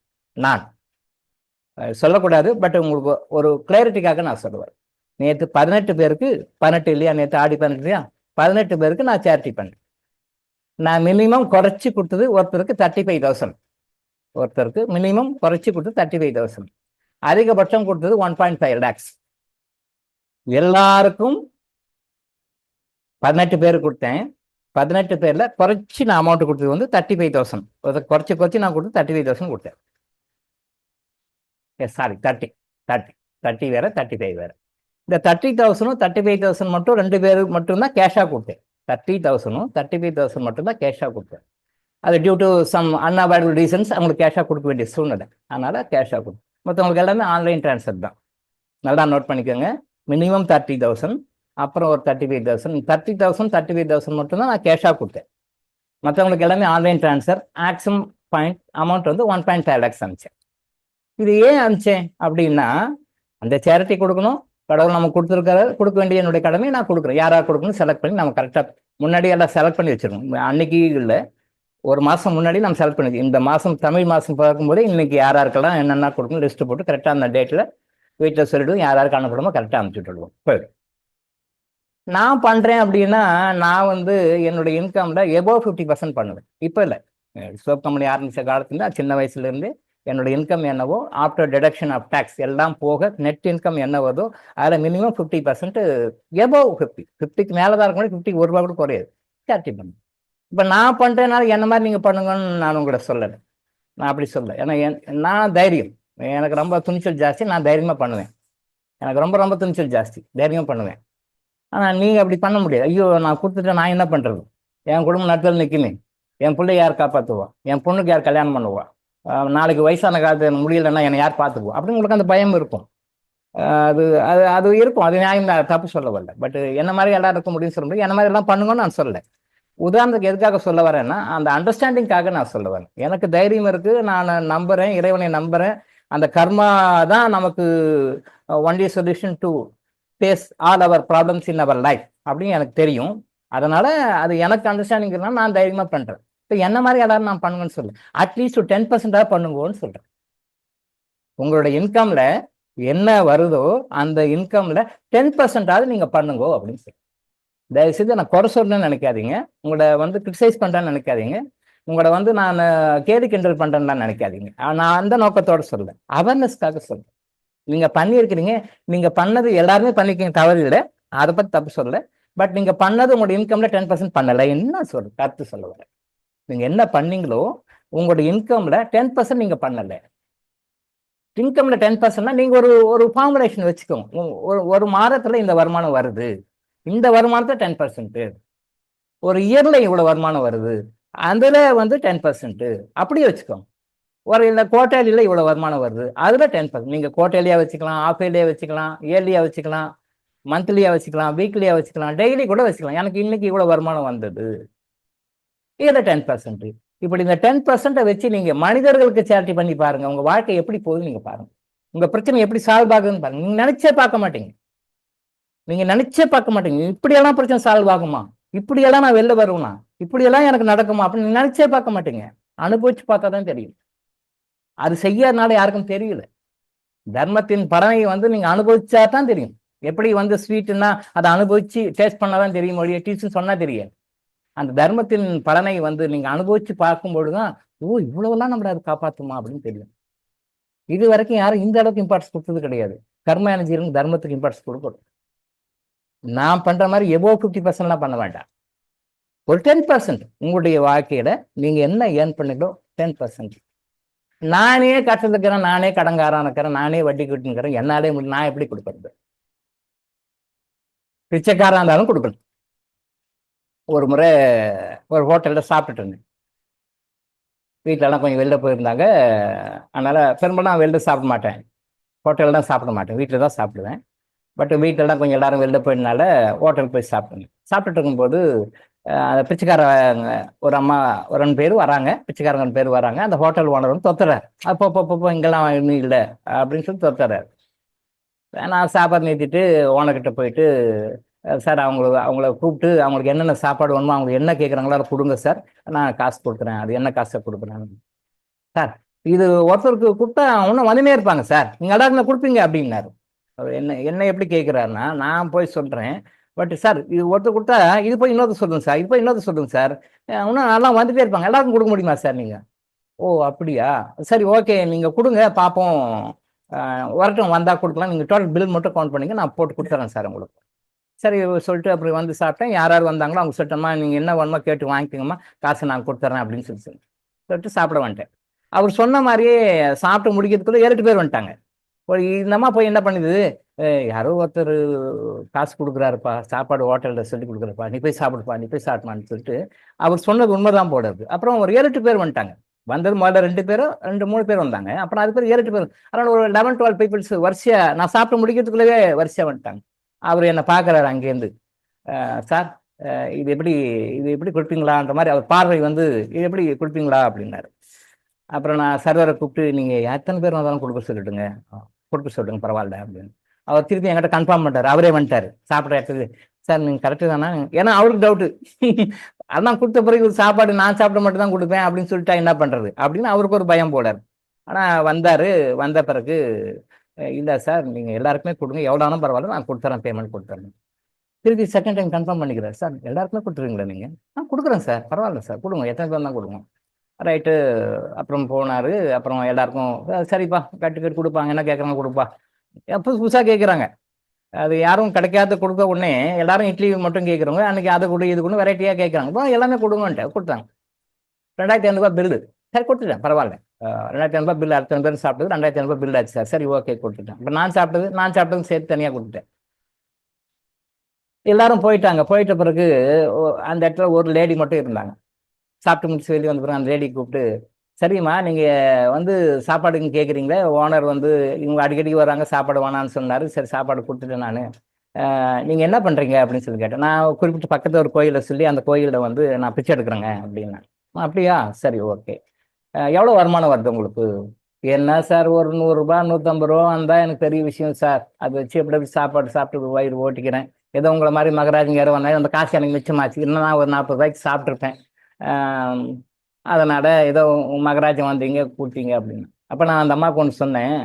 சரிம்மா உங்களுக்கு எவ்வளோ வருதோ அந்த வருமானத்தில் வந்து நீங்கள் யாருக்காவது தர்மம் பண்ண முடியுமான்னு கேட்டேன். அந்த அம்மா மேலேங்கிலும் என்னை பார்த்து, நானே பிச்சைக்காரி எங்கிட்ட போய் நீங்கள் தர்மம் பண்ணுறியான்னு சொல்லி சொல்கிறாரேன்னு அவரு மென்டலாகவும் அந்த அம்மா யோசனை பண்ணுறாங்க. நான் மென்டல் இல்லைன்னு ப்ரூவ் பண்ணுறேன் திருப்பி. அப்போ அப்படிலாம் ஒன்றும் இல்லைம்மா, நீங்கள் வந்து உங்களுக்கு என்ன வருமானம் வருது, ஒரு நாளைக்கு 100 ரூபா 150 ரூபா வரைக்கும் வரும் அப்படின்னாங்க. அந்த கோயிலில் அவ்வளோதான் கிடைக்கும், 150 ரூபா. அதுக்கு மேலே யாரும் போட மாட்டாங்க ஜனங்கன்னு அவங்கள குறை சொல்கிறாங்க இந்த அம்மா. அதுக்கு மேலே அந்த ஜனங்களை போடாதுங்க சார், அவங்கள கிரிட்டிசைஸ் பண்ணுறாங்க இந்த அம்மா. சரி ஓகே, என்ன வருதோ அதில் என்ன பண்ணுறீங்க, ஒரு 10ல் 1 பாகம் அந்த பணத்தை நானும் யாருக்கா தர்மமா பண்ணுங்க அப்படின்னு. இது என்ன, அது நீங்கள் இப்படி சொல்கிறீங்க, நான் போய் எப்படி தர்மம் பண்ணணும்னு சொல்கிறீங்க, நானே பிச்சைக்காரி நான் போய் எப்படி தர்மம் பண்ணுறேன்?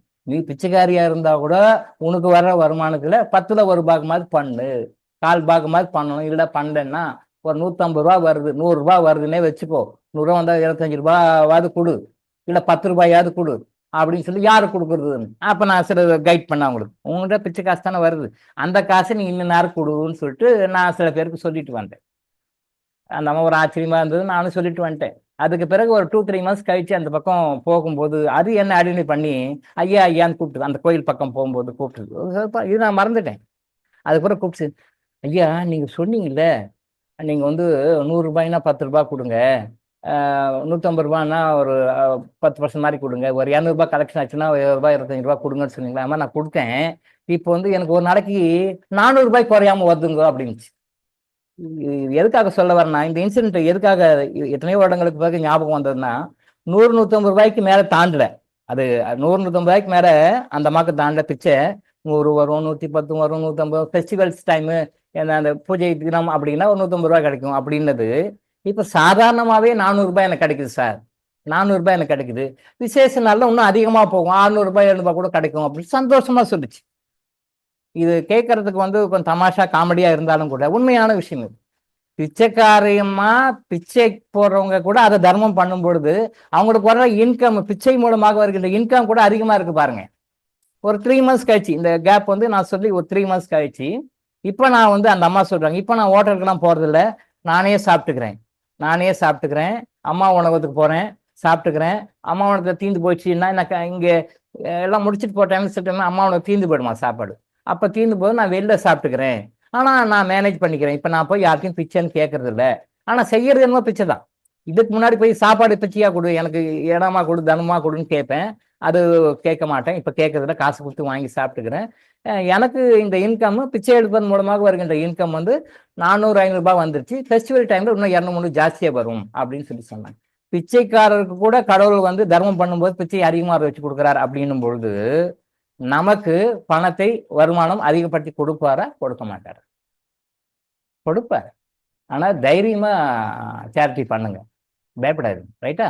அது வந்து பல வகையில உங்களுக்கு வந்து நிறைய நன்மைகளை கொடுக்கும். பல வருஷங்களை அது, அதாவது சேரிட்டி கொடுக்கறது வந்து எனக்கு வந்து பணம் கொடுக்கல, இதுக்கு ஹெல்ப் பண்ணும், இதுக்கு ஹெல்ப் பண்ணும், எல்லாத்துலேயுமே தர்மம் தலை காக்கும். தர்மம் வந்து பெரியவங்க அனுபவிச்சு சொன்ன வார்த்தை, தர்மம் தலை காக்கும் அப்படின்றது. தர்மம் தைரியமா பண்ணுங்க, அதில் யோசனை பண்ணாதீங்க, அதில் சந்தேகமே படாதீங்க. நீங்கள் கொடுக்கறதெல்லாம் கொஞ்சம் கொஞ்சமாக கொடுக்குறீங்க, தர்மம் பண்ணுங்க, கொடுத்த வரைக்கும் சந்தோஷம், நல்லதுதான், தப்பு இல்லை. நான் திரும்பவும் நான் சொல்கிறேன், டாக்டர் குறை சொல்கிறாரு, டாக்டர் குத்தி காட்டுறாரு, டாக்டர் கிரிட்டிசைஸ் பண்ணுறாரு, டாக்டர் கேலி பண்ணுறாரு, டாக்டர் கிண்டல் பண்ணுறாருன்னு நினைக்காதீங்க. ஒரு அவேர்னஸ் கொடுக்குறோம், மினிமம் 10% கொடுங்க. யாரும் நல்லா இருக்கணுங்காக கொடுக்குறீங்க, நீங்கள் நல்லா இருக்கணுங்காக கொடுக்குறீங்க, கண்டிப்பாக நல்லா இருப்பீங்க, சத்தியமாக நல்லா இருப்பீங்க, அதில் மாற்று கருத்தே கிடையாது. பிகாஸ் இது இறைவனுடைய வார்த்தை, டாக்டர் இளங்கோனுடைய வார்த்தை கிடையாது, இறைவனுடைய வார்த்தை. இறைவனுடைய வார்த்தை மனித ரூபத்தில் நான் சொல்கிறேன், அவ்வளோதான். இறைவனுடைய ஸ்டேட்மெண்ட்டை நான் உங்களுக்கு சொல்கிறேன், இறைவன் உங்களுக்கு சொல்லுங்கன்ற மெசேஜை நான் சொல்கிறேன், அவ்வளோதான். இறைவனுடைய மெசேஜ் தான். ஸோ தயவு செய்து நான் இதெல்லாம் பண்ணேன் அப்படின்ற மாதிரி நினைக்காம, குறைஞ்சபட்சம் ஒரு 10%, மினிமம் 10% பண்ணுங்க. உங்களுடைய என்ன இன்கமோ அதில் 10% பண்ணுங்க. அப்போ எனக்கே கடன் இருக்கு, நான் எப்படி பண்ண முடியும்? கடன் இருக்க கொடுத்து பாருங்க, கடன் எப்படி சீக்கிரம் கழியுதுன்னு பாருங்க.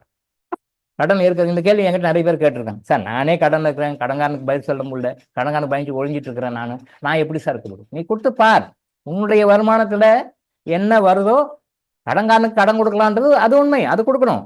பட் இருந்தாலும் உன்னுடைய வருமானத்துல ஒரு 25% இல்லை 10% நீங்க சேரிட்டின்னு கொடுத்து பார், நீங்க கடனை எவ்வளவு சீக்கிரம் கிளியர் பண்றீங்க பார். ஃபார் எக்ஸாம்பிள், நீங்க கடன்காரனுக்கு கடன் கொடுத்து ஆகணும், அதுல மாற்று கருத்து கிடையாது. ஏதோ கடன் பட்டோம், பாஸ்ட் டைப்ல ஏதோ பண்ண காரணமால கடன் பட்டோம், கடன் வாங்கியிருக்கோம், கடன் கொடுக்கணும், அதில் மாற்று கருத்து கிடையாது.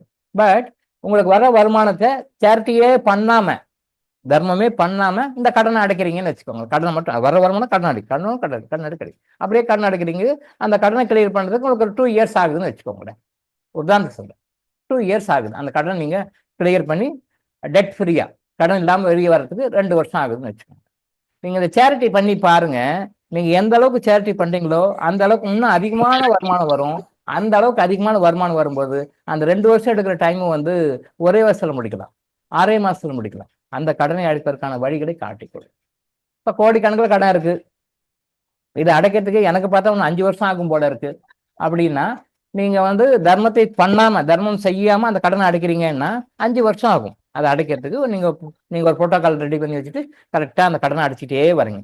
So it takes for 5 years, 5 வருஷம் டைம் எடுத்துக்குன்னு வச்சுக்கோ. பட் நீங்க தர்மம் செஞ்சுட்டு வரும்போது இதன் பலனாக நீங்க தர்மம் செய்யறீங்க இல்லையா, அந்த தர்மத்தை செய்வதன் மூலமாக பணம் உங்களுக்கு வர வர வர அந்த 5 வருஷம் கட்ட வேண்டிய பணத்தை நீங்க 2 வருஷத்துல முடிச்சிடுவீங்க. 3 வருஷம் கட் ஆகும், 2 வருஷம் கொடுப்பீங்க. ஏன்னா அவ்வளவு பணம் இன்ஃப்ளோ வரும், வர வர கொடுப்பீங்க. இப்ப நீங்க என்ன நினைக்கிறீங்க, இங்க ப்ளஸ் பாயிண்ட் மைனஸ் பாயிண்ட் இங்கே சொல்ல வரேன்னா, பணம் வந்ததுன்னா கடன் அடைக்கணும், பணம் வந்ததுன்னா கடன் அடைக்கணும். அப்ப பணம் வர்றது வந்து நம்ம சேரிட்டி கொடுக்காத கடன் அடைப்போம்ன்றீங்க. பட் அதுவே சேரிட்டி கொடுக்கும்போது பணம் உங்களுக்கு எவ்வளவு வருதோ அந்த இன்ஃப்ளோ வந்து ஒன்று அதிகப்படுத்தி கொடுக்கும். உங்களுக்கு ஒரு இன்கம் வந்து 2x 3x 4xன்னு வச்சுக்கோங்களேன், அது மாதிரி மல்டிப்ளை பண்ணி கொடுக்கும். அப்ப அந்த மல்டிப்ளை பண்ணி கொடுக்கும் பொழுது அந்த பணத்தை வச்சு நீங்க என்ன பண்ணுவீங்க, அப்ப கடன்காரனுக்கு தான் கொடுப்பீங்க. அப்ப கடனை சீக்கிரம் அடைப்பீங்க. அப்ப கடனை சீக்கிரம் அடைப்பதற்கு ஒரு வழி, கடனை அடிக்கிறது மட்டும் இல்ல, தர்மம் பண்ணும் பொழுது, தர்மம் பண்ணுவதன் மூலமாக நீங்க எவ்வளவு பண்ணீங்க, எவ்வளவு டெடிகேட்டா பண்ணீங்க முதற்கொண்டு அதை நீங்க வாழ்க்கையில ஃபாலோ பண்ணீங்கன்னா பணம் இன்கம் அதிகமாக வரும். பணம் அதிகமாக வர வர நீங்க சீக்கிரம் கடன் வெளியே வந்துருக்கீங்க. ஸோ இங்க என்ன சொல்ல வரோம்னா, அண்டர்லைன் பண்ணிக்க வேண்டிய விஷயம், கடன்காரர்களாக இருந்தாலும் கூட தர்மம் பண்ணுங்க. அது உங்களுடைய கடன்களை நீங்க கடனுக்கு சேரிட்டி பண்ணாம எவ்வளவு சீக்கிரம் அதை கடனை அடைப்பீங்களோ அதுக்கு முன்னாடியே சீக்கிரமாக அடைப்பீர்கள் சேரிட்டி கொடுத்தீங்கன்னா. அப்படி இங்க அண்டர்லைன் பண்ண வேண்டிய டேக்அவே மெசேஜ் என்னன்னா, கடன்காரங்களும் கூட தர்மம் பண்ணுங்க, நான் கடன் இருக்குன்னு சொல்லி எஸ்கேப் ஆகாதீங்க அப்படின்ற கருத்தை நாங்க. சரியா? அடுத்தது வந்து டெம்பிள்ஸ்க்கெல்லாம் வந்து சேரிட்டி கொடுக்காதீங்கன்னு சொல்லியிருக்கோம். இன்னொரு விஷயம், இதுவும் கொஞ்சம் வருத்தம் தரக்கூடிய விஷயம்தான், ஆனால் சொல்லித்தான் ஆகணும். ட்ரஸ்ட் அப்படின்னும் பொழுது நிறைய பேர் ட்ரஸ்ட்டுக்கு சேரிட்டி கொடுங்க, எங்க ட்ரஸ்ட் பண்றோம், ட்ரஸ்ட் கொடுங்க அப்படின்றாங்க. அந்த கான்செப்ட் வந்து தப்பு. நிறைய பேர் வந்து ட்ரஸ்ட் நடத்துறாங்க. பட் ட்ரஸ்ட் நடத்தும் பொழுது அந்த ட்ரஸ்ட்டுடைய பணம் எப்படி வருதுன்னா டொனேஷன் வாங்கி சேரிட்டி பண்ணுறாங்க, அவங்களா ஓன் பண்ணி சேரிட்டி பண்ணுறாங்க. ஓன் மணி தான் சேரிட்டி பண்ணணும். இப்போ எனது வந்து டாக்டர் இளங்கோ ட்ரஸ்ட்னு இருக்குது. டாக்டர் இளங்கோ ட்ரஸ்ட்டுன்னு சொல்லிட்டு நான் வந்து காலேஜ் ஃபஸ்ட் இயர் படிக்கும்போது ஆரம்பித்தேன். பட் அப்போ வேற பேரில் ஆரம்பித்தேன். டாக்டர் இளங்கோ ட்ரஸ்ட் இப்போ நேம் மாற்றினேன். இப்போ நேம் மாற்றிருக்கேன் இப்போது டாக்டர் இளங்கோ ட்ரஸ்ட். பட் அப்போ நான் டாக்டர் இல்லையா, நான் ஸ்டூடெண்ட்டாக இருக்கும்போது நான் டாக்டர் கிடையாது. நான் காலேஜ் ஃபஸ்ட் இயர் படிக்கும்போது நான் ஒரு ட்ரஸ்ட் ஆரம்பித்தேன். அந்த வெல்விஷர்ஸ் ட்ரஸ்ட்னு பேர். அது பேர் வந்து வெல்விஷர்ஸ் ட்ரஸ்ட் அப்படின்னு சொல்லி போட்டு நான் ஆரம்பித்தேன். அந்த வெல்விஷர்ஸ் ட்ரஸ்ட் தான் இன்னைக்கு அப்படியே பேர் மாறி டாக்டர் இளங்கோ ட்ரஸ்டாக இருக்கு. டாக்டர் இளங்கோ ஆன பிறகு டாக்டர் இளங்கோ ட்ரஸ்ட்டாக மாற்று. அன்னையிலிருந்து இன்னைக்கு வரைக்கும் நான் யார்கிட்டையும் ₹1 கூட சேரிட்டி யார்கிட்டையும் வாங்கினது கிடையாது. நான் கொடுப்பேன், எனக்கு என்ன இன்கம் வருதோ கொடுப்பேன். அந்த தர்மம்ன்ற முறை என்ன அப்படின்னா அடுத்தவங்கிட்ட வாங்கி கொடுக்கறது கிடையாது. இது கொஞ்சம் வித்தியாசமான கருத்து, பட் இதுதான் உண்மை. அடுத்தவங்கிட்ட இருந்து வாங்கி பணத்தை கொடுக்கறது வந்து அது தர்மம் கிடையாது. எங்கிட்ட இருந்து என்ன இருக்கோ அதான் கொடுக்கணும். இப்போ ட்ரஸ்ட் அப்படின்னு சொல்லி சொன்னால் அந்த ட்ரஸ்ட்டுக்கு நான் என்னுடைய பணத்தில் தான் நான் கொடுக்கணும். நான் போய் ஒருத்தர் டொனேஷன் வாங்கி சேரிட்டி வாங்கி ட்ரஸ்ட் நடத்தக்கூடாது, அது தவறு. நிறைய பேர் அதான் பண்ணிட்டு இருக்காங்க. அப்படி பண்ணக்கூடாது. சரியான கருத்து சொல்ல வர மெசேஜ் என்னன்னா, இப்போ நான் இருக்கேன், நான் ஆரம்பிக்கிறேன், என்னுடைய சோப் கம்பெனி இன்கம் என்ன வருதோ அந்த இன்கம்ல நான் வந்து சேரிட்டி பண்ணுறேன். நான் அப்படி ஆரம்பிச்சது தான். இன்னைக்கு அதில் வந்து மற்ற இன்கம்மும் அதில் ஆட் ஆகிருக்கு, எக்ஸ்போர்ட் இன்கம் ஆட் ஆகிருக்கு, எல்லாமே இன்கம். பட் என்னுடைய ட்ரஸ்ட்டை நான் கொடுக்கணும், யாருக்கிட்டையும் ₹1 டொனேஷன் நான் வாங்கினது கிடையாது, வாங்கலை. அப்போ நீங்கள் ட்ரஸ்ட்டு நடத்துறீங்கன்னா நீங்கள் உங்கள்கிட்ட ஓன் ஃபண்ட் இருந்தால் உங்களோட சொந்த பணத்தை நீங்கள் சேரிட்டி பண்ணணும்னா ட்ரஸ்ட் ஆரம்பித்து பண்ணுங்க. இல்லைன்னா ட்ரஸ்ட்டு ஆரம்பித்து பண்ண வேண்டாம், அந்த மாதிரி செய்யாதீங்க. அடுத்தவங்ககிட்ட போய் பணம் கேட்டு வாங்கி பண்ணாதீங்க. இதான் சரியான முறை. உங்களால் முடியுமா செய்யுங்க, உங்களால் முடியலையா விட்டுடுங்க, பரவாயில்ல. உங்களால் என்ன முடியுமோ செய்யுங்க. ட்ரஸ்ட் ஆரம்பிச்சு தான் சொல்லணும்னு அவசியம் கிடையாது. தனி மனிதனாக எல்லாருமே பண்ணலாம். இப்போ அந்த பிச்சைக்காரம்மா சொன்னனே, அந்த பிச்சைக்காரம்மா அவங்க ட்ரஸ்ட் ஆரம்பித்து பண்ணாங்க கிடையாது. அவங்களுக்கு என்ன இன்கம் வருதோ வேற எங்கேயும் பார்த்தாங்க, திருப்பி சொன்னாங்க. இருந்தாலும் நீங்கள் சொல்றது சரிதான், சரி நான் பார்க்குறேன்னாங்க. அந்த பிச்சைக்காரம்மா தனிப்பட்ட முறையில் அவங்களுக்கு வர்ற பிச்சையில யாரு கொடுக்கணும், எப்படி கொடுக்கணும் சொல்லிட்டு வந்தேன் அன்னைக்கு. இப்படி கொடுங்கம்மா அப்படின்னு சொல்லிட்டு. ஸோ அப்போ அவங்க என்ன பண்ணாங்க, ₹150, ₹100, 100, 150. ஃபெஸ்டிவல் டைம்னா 150, சாதாரண நாளில் ₹100 கிடைக்கும். ஸோ அதில் அவங்க 10%, 20%, 25% அவங்க சேரிட்டி கொடுக்குறாங்க. அடுத்த ஒரு 3-4 மாதங்களில் அவங்களோட இன்கம் வந்து 400-500 மாறுகிறது. ஃபெஸ்டிவல் டைமில் இன்னும் 700-800 மாறுகிறது. பிச்சைக்காரனை கொடுத்தா நமக்கும் கொடுப்பார்.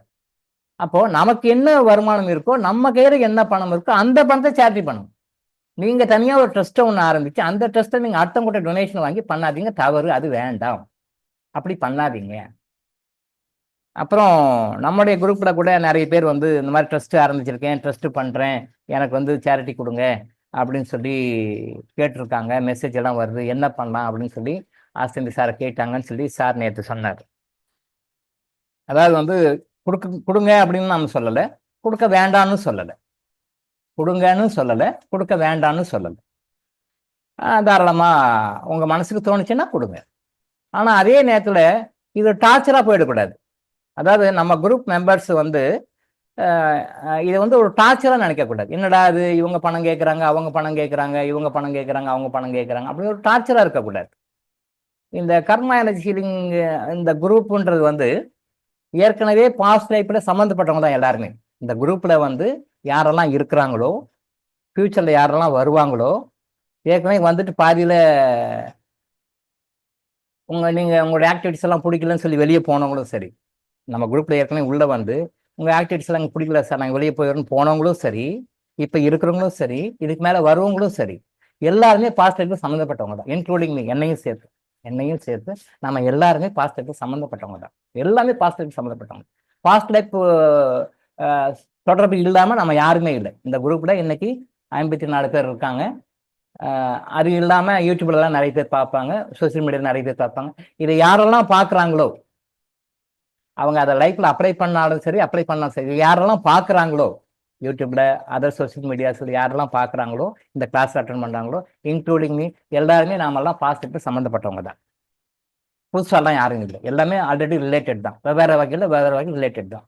அதனால் ஒரு கருத்து போட்டிருந்தாரு, இந்த குரூப்பில் இருக்கிறவங்க தனிப்பட்ட முறையில் யாரையும் தொடர்பு கொள்ள வேண்டாம்னு சொல்லி போட்டிருந்தாரு. ஒரு சின்ன திருத்தம், தொடர்பு கொள்ளுங்க, பேசுங்க, கம்யூனிகேட் பண்ணுங்க, ஒருத்தருக்கு ஹெல்ப் பண்ணிக்கோங்க, தவறு கிடையாது. நீங்கள் எல்லாமே பண்ணுங்க.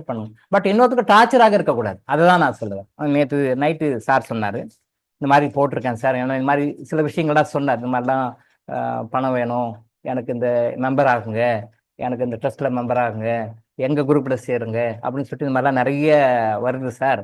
அதனால தான் நான் அந்த மெசேஜ் போட்டேன். ஆஸ்தினி சார் நேற்று சொன்னார், நீங்கள் தனிப்பட்ட முறையில் யாரையும் கான்டாக்ட் பண்ணிக்க வேண்டாம் அப்படின்னு சொல்லி மெசேஜ் போட்டேன். அவர் சொன்னதும் ஒரு வகையில் சரிதான், கரெக்டு தான். அவர் சொன்ன வியூவில், அவர் சொன்ன பாயிண்ட் ஆஃப் வியூ வந்து கரெக்டு தான். பட் இதில் என்ன ஒரு சின்ன கரெக்ஷன் அப்படின்னா, நம்ம இந்த குரூப்ல இருக்கிறவங்க எல்லாருமே பாஸ்ட் டைப்ல கண்டிப்பாக சம்மந்தப்பட்டவங்க தான், சம்மந்தம் இல்லாதவங்க கிடையாது. பட் இந்த பாஸ்ட் டைப் சம்மந்தப்பட்டவங்க இந்த கர்மா எனர்ஜி ஹீலிங் மூலமாக நீங்கள் ஒரு கம்யூனிகேஷன் வரீங்க, ஒரு இன்டர்ஃபேஸில் வரீங்கன்னும் போது ஒருத்தருக்கு ஒருத்தர் உங்களால் என்ன முடியுமோ அடுத்தவங்களுக்கு உங்கள் குரூப்லேயே கூட எல்லாம் ஒருத்தருக்கு ஒருத்தர் ஹெல்ப் பண்ணிக்கங்க. உங்களுக்கு தெரிஞ்ச நாலேஜ் அவங்களுக்கு கொடுங்க, உங்களுக்கு தெரிஞ்ச ரெஃபரன்ஸ் கொடுங்க, உங்களுக்கு தெரிஞ்ச என்ன ஹெல்ப் பண்ண முடியும் பண்ணுங்க. இல்லை அவங்கள எந்த வகையில் உங்களுக்கு பயன்படுத்த முடியும் ஒருத்தருக்கு ஒருத்தர் மியூச்சுவலாக ஹெல்ப் பண்ணிக்கோங்க. ஒன்றும் தப்பு கிடையாது, எல்லாம் ஒன்றும் தப்பு கிடையாது. ஆனால் அதை வந்து டார்ச்சராக மாறிவிடக்கூடாது. நீங்க சேரிட்டி கேட்குறீங்க, எனக்கு பணம் அனுப்பு அப்படின்னு சொல்லி கேட்டீங்கன்னா அவங்க டார்ச்சராக ஃபீல் பண்ணலாம் இல்லையா? நாம எப்படி நினைக்கிறோம், என்னையே நினைக்கிறீங்க இல்லையா, என்னடா இந்த மனுஷன் எப்போ பார்த்தாலும் சேரிட்டி கொடுக்குறாங்க அப்படின்னு சொல்லிட்டு என்னை பத்தி நீங்களே நினைக்கிறீங்க. அது மைண்ட் வாய்ஸ் எனக்கு தெரியும். ஆனா இருந்தாலும் சொல்ல வேண்டிய கடமை இறைவன் சொல்லுங்கன்றாரு, நான் சொல்றேன். ஆனா நீங்களே என்ன நினைக்கிறீங்க, டாக்டர் இவர் எப்போ பார்த்தாலும் சேரிட்டி சொல்றாரு, நீங்களே நினைக்கும் பொழுது மற்றவங்களும் நினைக்கிறது, சாதாரண மக்கள் நினைக்கிறதுக்கு அது தவறு நம்ம சொல்ல முடியாது. ஆனால் நீங்கள் பழகுங்க, ஹெல்ப் பண்ணுங்க, மியூச்சுவலாக ரிலேஷன்ஷிப் வச்சுக்கோங்க, மியூச்சுவலாக ஃப்ரெண்ட்ஷிப் வச்சுக்கோங்க. ஒருத்தருக்கு உங்களால் அவங்களுக்கு என்ன ஹெல்ப் பண்ண முடியும், உங்களால் அவங்களுக்கு என்ன ஹெல்ப் பண்ணுங்க, உங்களால் அவங்களுக்கு என்ன செய்ய முடியும், ஒரு ஃப்ரெண்ட்லியாக என்ன செய்ய முடியுமோ அது மாதிரி ஒரு குரூப்பாக இருந்து அந்த ரிலேஷன்ஷிப்பை இன்க்ரீஸ் பண்ணிக்கோங்க. ஆனால் ஒருத்தர் டார்ச்சர் பண்ண மாதிரி இருக்கக்கூடாது, கஷ்டம் கொடுக்குற மாதிரி இருக்கக்கூடாது. பணம் கேட்டு டார்ச்சர் பண்ணாதீங்க. அதே மாதிரி என் குரூப்பில் வந்துருங்க, உங்க குரூப்பில் வந்துருங்க, எனக்கு மெம்பர் ஆகிடுங்க, அது உங்களுடைய விருப்பம். அதை பற்றி நான் ஒன்றும் சொல்ல. ஆனால் தவறாக லீட் பண்ணக்கூடாது. அதாவது வாசி யோகம் அப்படின்னு ஒரு யோகம் இருக்கு. அந்த யோகத்தில் வந்து எனக்கு கிளாஸ் நடத்துகிறேன், எனக்கு குரூப் போடுங்கன்னு சொல்லிட்டு ஒரு 2-3 months பேக் ஒரு குரூப் போட்டிருந்தாங்க. அப்புறம் அது வேண்டாம்னு சொல்லி சொன்னாங்க. ஏன் வாசி யோகம் அது வந்து இது பண்ண வேண்டாம்னா, கர்ம எனர்ஜிகளினுடைய கோட்பாடு வந்து ரொம்ப ஈஸியான டெக்னிக்கை கொடுக்கணும், ரொம்ப ஈஸியான டெக்னிக் மக்களுக்கு கொடுக்கணும். வாசி யோகத்தை நிறைய சைடு எஃபெக்ட்ஸ் இருக்கு, வாசி யோகத்தில் நிறைய ஆஃப்டர் எஃபெக்ட்ஸ் இருக்கு. அந்த சைடு எஃபெக்ட்ஸ் ஆஃப்டர் எஃபெக்ட்ஸை வந்து இன்னைக்கு இருக்கிற குருமார்கள் யாருக்கும் சொல்லிக் கொடுக்கறது, தப்பா பண்றாங்க, தப்பா ரிசல்ட் வருது. ஆனால் இந்த வாசி யோகம் வேண்டாம்னு சொல்றோம். அதாவது நாம சொல்லிக் கொடுக்குற இந்த கர்மா எனர்ஜி ஹீலிங்ல சொல்லிக் கொடுக்குற கிறிஸ்டல் தியானம் மாதிரி, கிறிஸ்டல் யோகா மாதிரி டெட் ஈஸியான ஒரு யோகாவும் ஒரு தியானமும் வந்து எதுவுமே கிடையாது. கிறிஸ்டல் யோகாலையும் கிறிஸ்டல் மெடிடேஷன்லையும் நன்மைகள் மட்டும்தான், தீமைகள் கிடையவே கிடையாது. நீங்க கேட்டா கூட கிடைக்காது, சேலஞ்ச் பண்ணி சொல்லலாம். கிறிஸ்டல் யோகாலையும் கிறிஸ்டல் மெடிடேஷனும் தீமை, சைடு எஃபெக்ட், ஆஃப்டர் எஃபெக்ட், இப்படி ஆகிப்போச்சு அப்படி ஆகிப்போச்சுன்னு யாருமே சொல்ல முடியாது. 5 வயசு குழந்தைருந்து பண்ணலாம், சேஃப்டியா பண்ணலாம், தைரியமா பண்ணலாம், தவறே கிடையாது. ஆனா இதே மற்ற யோக முறைகள மற்ற தியான முறைகள் நிறைய ரிஸ்க் இருக்கு. இது என்ன பின்னாடி ஃபியூச்சர்ல நம்ம அதை பத்தி சொல்லுவோம். இந்தந்த தியான முறையில் என்னென்ன ரிஸ்க் இருக்கு, என்னென்ன யோக முறையில் என்ன ரிஸ்க் இருக்குன்னு வேணா ப்ரோஸ் அண்ட் கான்ஸ், நன்மைகள் தீமைகள் என்ன, சாதக பாதங்கள் என்னன்னு சொல்லிட்டு வேணா சொல்லுவோம். பின்னால வகுப்புகள் நம்ம சொல்லுவோம், இறைவன் நன்மதித்தால் அதை சொல்லுவோம். எந்தெந்த தியான முறையில் என்னென்ன ரிஸ்க் இருக்கு, என்னென்ன சைடு எஃபெக்ட் இருக்கு, என்னென்ன யோக முறையில் என்னென்ன ரிஸ்க் இருக்கு, என்னென்ன சைடு எஃபெக்ட் இருக்கு அப்படின்றது, அது வந்து எப்படி வெளியே வருது, மாட்டிக்கிட்டவங்க எப்படி வெளியே வர்றது, மாட்டாதவங்க எப்படி உஷாரா இருக்கிறது அப்படின்றது சொல்லுவோம், பின்னாடி சொல்லுவோம். அப்படி வரும்பொழுது வாசி யோகம்னு சொல்லி சொன்னா, அந்த வாசி யோகத்துக்கு நிறைய பேர் போறேன், கிளாஸ் போறேன், ஆன்லைன்ல கிளாஸ் போறேன்னு சொல்லும்போது அப்ப அது நம்ம வேண்டாம்னு சொன்னோம். ஏன்னா கர்மா எனர்ஜி ஹீலிங் வந்து வள்ளுவர் சொல்லுவார் பாத்தீங்களா, கனி இருப்ப காய் கவர்ந்தற்று, கனி இருப்ப காய் கவர்ந்தற்று. பழம் இருக்குது, நல்ல பழுத்த பழம், நல்ல வாசனையா இருக்கு, நீ இட்ட போய் பழத்தை போய் சாப்பிடணும், ஏன் காயை போய் சாப்பிட்டு இருக்க, கருட்டு காய் போய் எது சாப்பிடு, வருன்னு எது காயை சாப்பிட்டு பழத்தை சாப்பிடுப்பான்னு. அதே மாதிரி வாசி யோகத்தை நான் தப்பு சொல்ல வரல, நல்ல யோகம், அதுவும் சித்தர்கள் கொடுத்தது தான், இதுவும் சித்தர்கள் கொடுத்தது தான், கர்மா எனர்ஜி ஹீலிங்கும் சித்தர்கள் கொடுத்தது தான், வாசியோகம் சித்தர்கள் கொடுத்தது தான். பட் அது ரிஸ்க் நிறைய இருக்கு, அந்த ரிஸ்க் எடுக்க வேண்டாம், ரொம்ப ஈஸியா போங்கன்றோம்.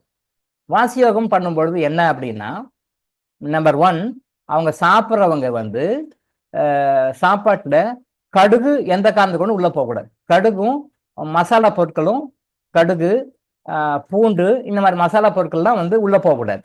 அதை சாப்பிட்டுட்டு வாசி யோகம் பண்ணால் கொஞ்சம் உள்ள நாடியில் இருந்து சில பிரச்சனைகள் பண்ணும். வாசி யோகம் பண்ணுறவங்க அதை விட்டுட்டு சாப்பிடுங்கன்னு எந்த குருவா சொல்லியிருக்காரா?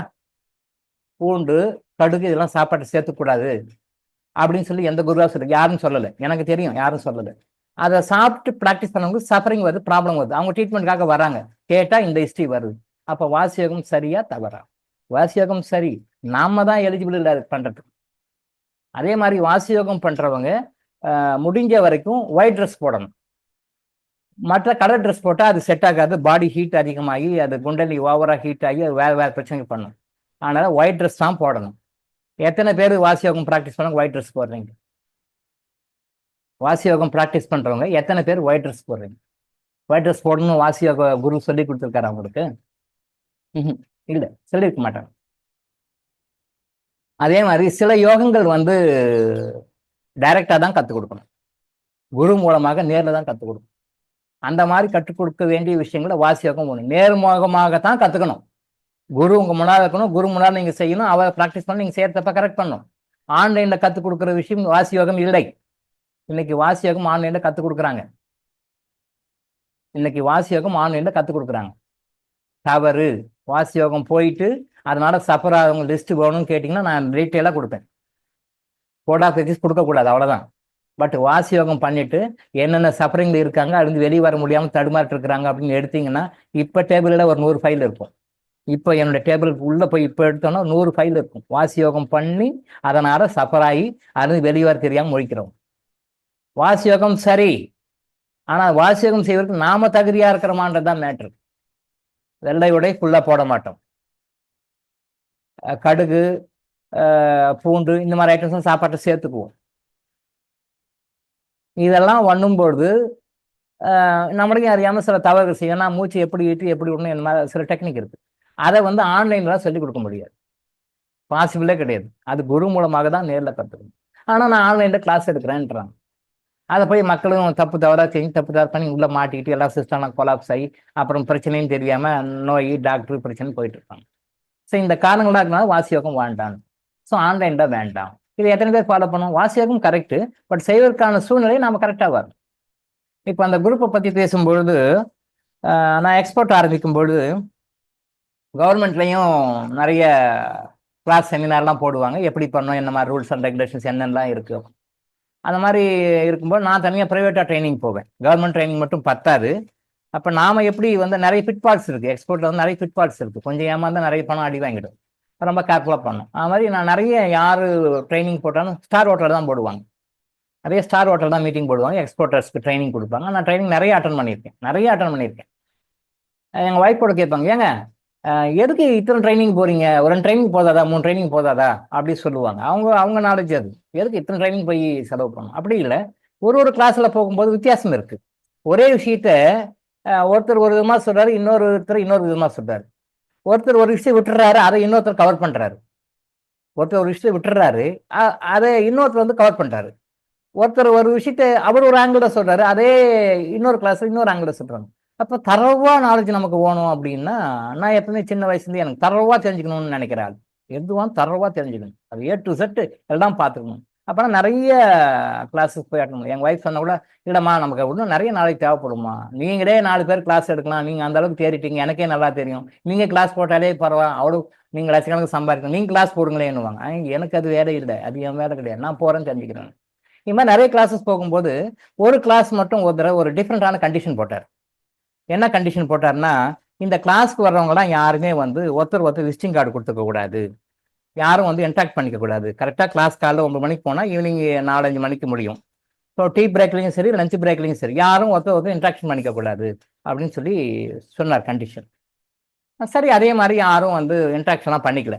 அவங்க போவாங்க, வருவாங்க, கிளாஸ் கரெக்டாக நோட் எடுப்பாங்க, சொல்லுவாங்க, டவுட்ஸ்லாம் கேட்பாரு, ப்ளே பண்ணிட்டு வந்துடுவாங்க. 5வது நாள் இந்த கிளாஸ் முடியும் போது நான் போய் அவர்கிட்ட கேட்டேன், சார் வந்து எல்லாமே ரைட்டு, நானும் நிறைய கிளாஸ் அட்டன் பண்ணியிருக்கேன், ஏன் உங்கள் கிளாஸில் மட்டும் நீங்கள் யாரையும் இன்ட்ராக்ட் பண்ணக்கூடாது, விசிட்டிங் கார்டு ஒருத்தருக்கு கொடுத்துக்கூடாது, பேசக்கூடாது அப்படின்னு சொல்லி ஏன் சார் நீங்கள் கண்டிஷன் போடுறீங்க அப்படின்னு சொல்லி அவர்கிட்ட கேட்டேன். அப்போ சொன்ன காரணம் வந்து ரொம்ப வித்தியாசமாக இருந்தது.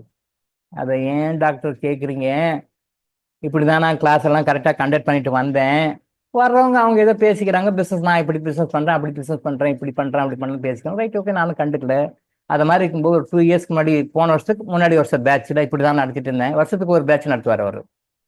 இந்த பேட்சில் என்ன பண்ணாங்க, ஒரு ஆணும் ஒரு பெண்ணும் 2 பேர், அவங்க அந்த வந்த கிளாஸில் வந்து ஒரு நட்பு வந்து அது காதலாக மாறி 2 பேரும் டோட்டலாக அப்ஸ்காண்ட் ஆயிட்டாங்க. 2 பேருமே அப்ஸ்காண்ட் ஆயிட்டாங்க.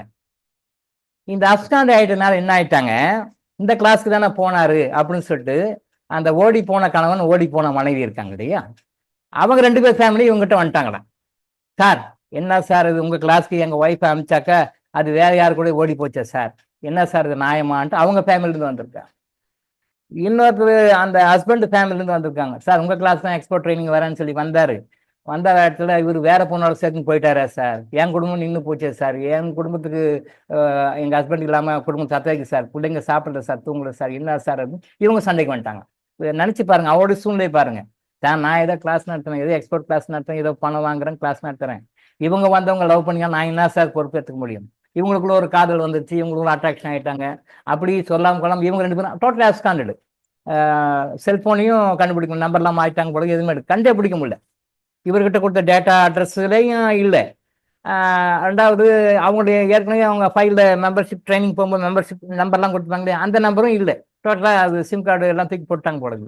எங்கே போயிட்டாங்கன்னே தெரியல சார். இப்போ 2 குடும்பம், அந்த ஓடி போன கணவன் ஓடி போன மனைவின்னு வச்சுக்கோங்க, ஒரு ஆண் ஒரு பெண், 2 ஃபேமிலியுமே நிற்குது. எங்கள் வீட்டுக்கார காணோன்னு சொல்லிட்டு ஒரு ஃபேமிலி வந்து நிற்குது, எங்கள் ஒய்ஃபை காணோன்னு ஒரு ஃபேமிலி நிற்குது. இவங்க 2 பேரும் சேர்ந்து வேற எங்கேயோ தனி குடும்பம் போயிட்டாங்க. ஸோ அதுலேருந்து எனக்கு மனசுக்கு ரொம்ப கஷ்டமாக போச்சு சார். ஒரு குடும்பம் பெரியறதுக்கு, சாரி 2 குடும்பம் பெரியறதுக்கு இல்லையா, 2 குடும்பம் பாதிக்கிறதுக்கு நான் ஒரு காரணமாக இருந்துட்டேன் சார். அதனால தான் அது வந்து எல்லா கிளாஸ்லையும் ரொம்ப ஸ்ட்ரிக்டாக வந்து நீங்கள் பேசக்கூடாதுன்றதுக்காக நான் அப்படி போட்டேன் சார் அப்படின்னாரு. அவருடைய பிரச்சனை அவருக்கு இல்லையா, இது நம்ம எங்கே போய் சொல்ல முடியும்? அவர் என்னமோ யதார்த்தமாக தான் சொல்கிறாரு. ஆனால் சொன்னது வந்து இவங்க தப்பாக புரிஞ்சுக்கிட்டு இது ஒரு கள்ளக்காதலாக மாறி இவங்க கள்ள ஜோடிகளாக போயிட்டாங்க. கணவன் குடும்பமும் மனைவி குடும்பமும் இவர்கிட்ட வந்து கேட்டு பார்த்துட்டு அப்புறம் ரொம்ப ஃபீல் பண்ணி போயிட்டாங்க. இது நடந்தது உண்டு. இது எதுக்காக சொல்ல வரேன்னா, நம்ம குரூப்லையும் இந்த மாதிரி கம்ப்ளைண்ட் வந்து டாக்டர் பேர் ரிப்பேர் பண்ணாமல் பார்த்துக்கோங்கன்றேன். சரியா? டாக்டர் இளங்கோ கர்மா எனர்ஜி ஹீலிங் குரூப்பில் வந்தோம் போனோம்னா, நான் உதாரணத்துக்காக சொன்னேன். நான் அப்படி சொல்லலை. நான் தயவுசெய்து தப்பாக புரிஞ்சுக்கங்க இல்லைங்க. அதுக்காக திருப்பி சொல்கிறேன். நான் ஒரு உதாரணத்துக்காக என்னுடைய ட்ரைனிங்கில் இப்படி நடந்ததுன்னு சொல்கிறேன். நான் எதுக்காக சொல்லணும்னா, ஃபைனான்ஸ் விஷயமா கேட்குறீங்களே, இந்த ஃபைனான்ஸ் விஷயமா வந்து நிறைய பேர் கேட்குறாங்க சார் அப்படின்னு சொல்லி சொல்கிறாங்களே, அதுக்காக நான் சொல்ல வந்தேன். நான் அந்த மேட்ரு வரல. நீங்கள் தப்பாகவே புரிஞ்சுக்கிறீங்க அடிக்கடி. ஆனால் இதையும் தப்பாக புரிஞ்சுக்காதீங்க. ஒரு உதாரணத்துக்காக அதை சொன்னேன். நடந்த விஷயத்த ஒன்று சொன்னேன். இப்போ நான் வந்து உங்கள் குரூப்பில் பண்ணுறது என்னென்னா, ஒருத்தருக்கு ஒரு ஃப்ரெண்ட்லியாக இருங்க, ஹெல்ப்ஃபுல்லாக இருங்க, ஒருத்தருக்கு ஒருத்தர் அண்டர்ஸ்டாண்டிங் பண்ணுங்க. உங்களால் அவங்களுக்கு என்ன உதவி செய்ய முடியும்? நான் சொன்னேன், மனிதனுடைய நோக்கம், மனித பிறவியினுடைய நோக்கம் அடுத்தவங்களுக்கு உதவி செய்யணும். இது வந்து 17வது இறைக்கட்டளையாக வருகிறது. 17வது இறைக்கட்டளையாக வரும். 18 பற்றி பேசணும், 1 மட்டும்தான் பெண்டிங்கு. 17வது இறைக்கட்டளையாக வருகிறது. 17வது இறைக்கட்டளை என்ன அப்படின்னு சொல்லி சொன்னால், நான், என்னுடைய குடும்பம், என்னுடைய மனைவி, என்னுடைய மக்கள், என்னுடைய உறவினர்கள், இவங்கெல்லாம் தாண்டி இந்த மக்களுக்காக, இந்த சமுதாய மக்களுக்காக என்ன செய்யணும்? அதான் 17 இறைக்கட்டளையினுடைய 17வது விஷயம் என்ன அப்படின்னா, நான், என்னுடைய மனைவி, என்னுடைய குடும்பம், என்னுடைய சுற்றத்தார், என்னுடைய உறவினர்கள், என்னுடைய நட்பு வட்டம், என்னுடைய தொழில் வட்டம், இதையெல்லாம் தாண்டி, இதை சாராத மக்களுக்கு, இதையெல்லாம் தாண்டி இருக்கின்ற மக்களுக்கு நான் என்ன பண்ண முடியும், என்னால என்ன பண்ண முடியும் அப்படின்ற சேவையை செய்யுங்க. உங்க கர்மா குறையும், நெகட்டிவ் கர்மா குறையும், பாசிட்டிவ் கர்மா வரும். இந்த சேவையை எல்லாருமே செஞ்சிருக்கிறாங்க. உங்களாலையும் செய்ய முடியும், யாராலும் செய்ய முடியும். அவங்க ஸ்டேட்டஸ்க்கு, அவங்க சூழ்நிலைக்கு உங்களால கண்டிப்பாக பிரபலம் ஏற்பாக்கம் இந்த மாதிரி சர்வீஸ் பண்ண முடியும். அந்த மாதிரி சர்வீஸ் பண்ணுங்க அப்படின்னு சொல்றோம்.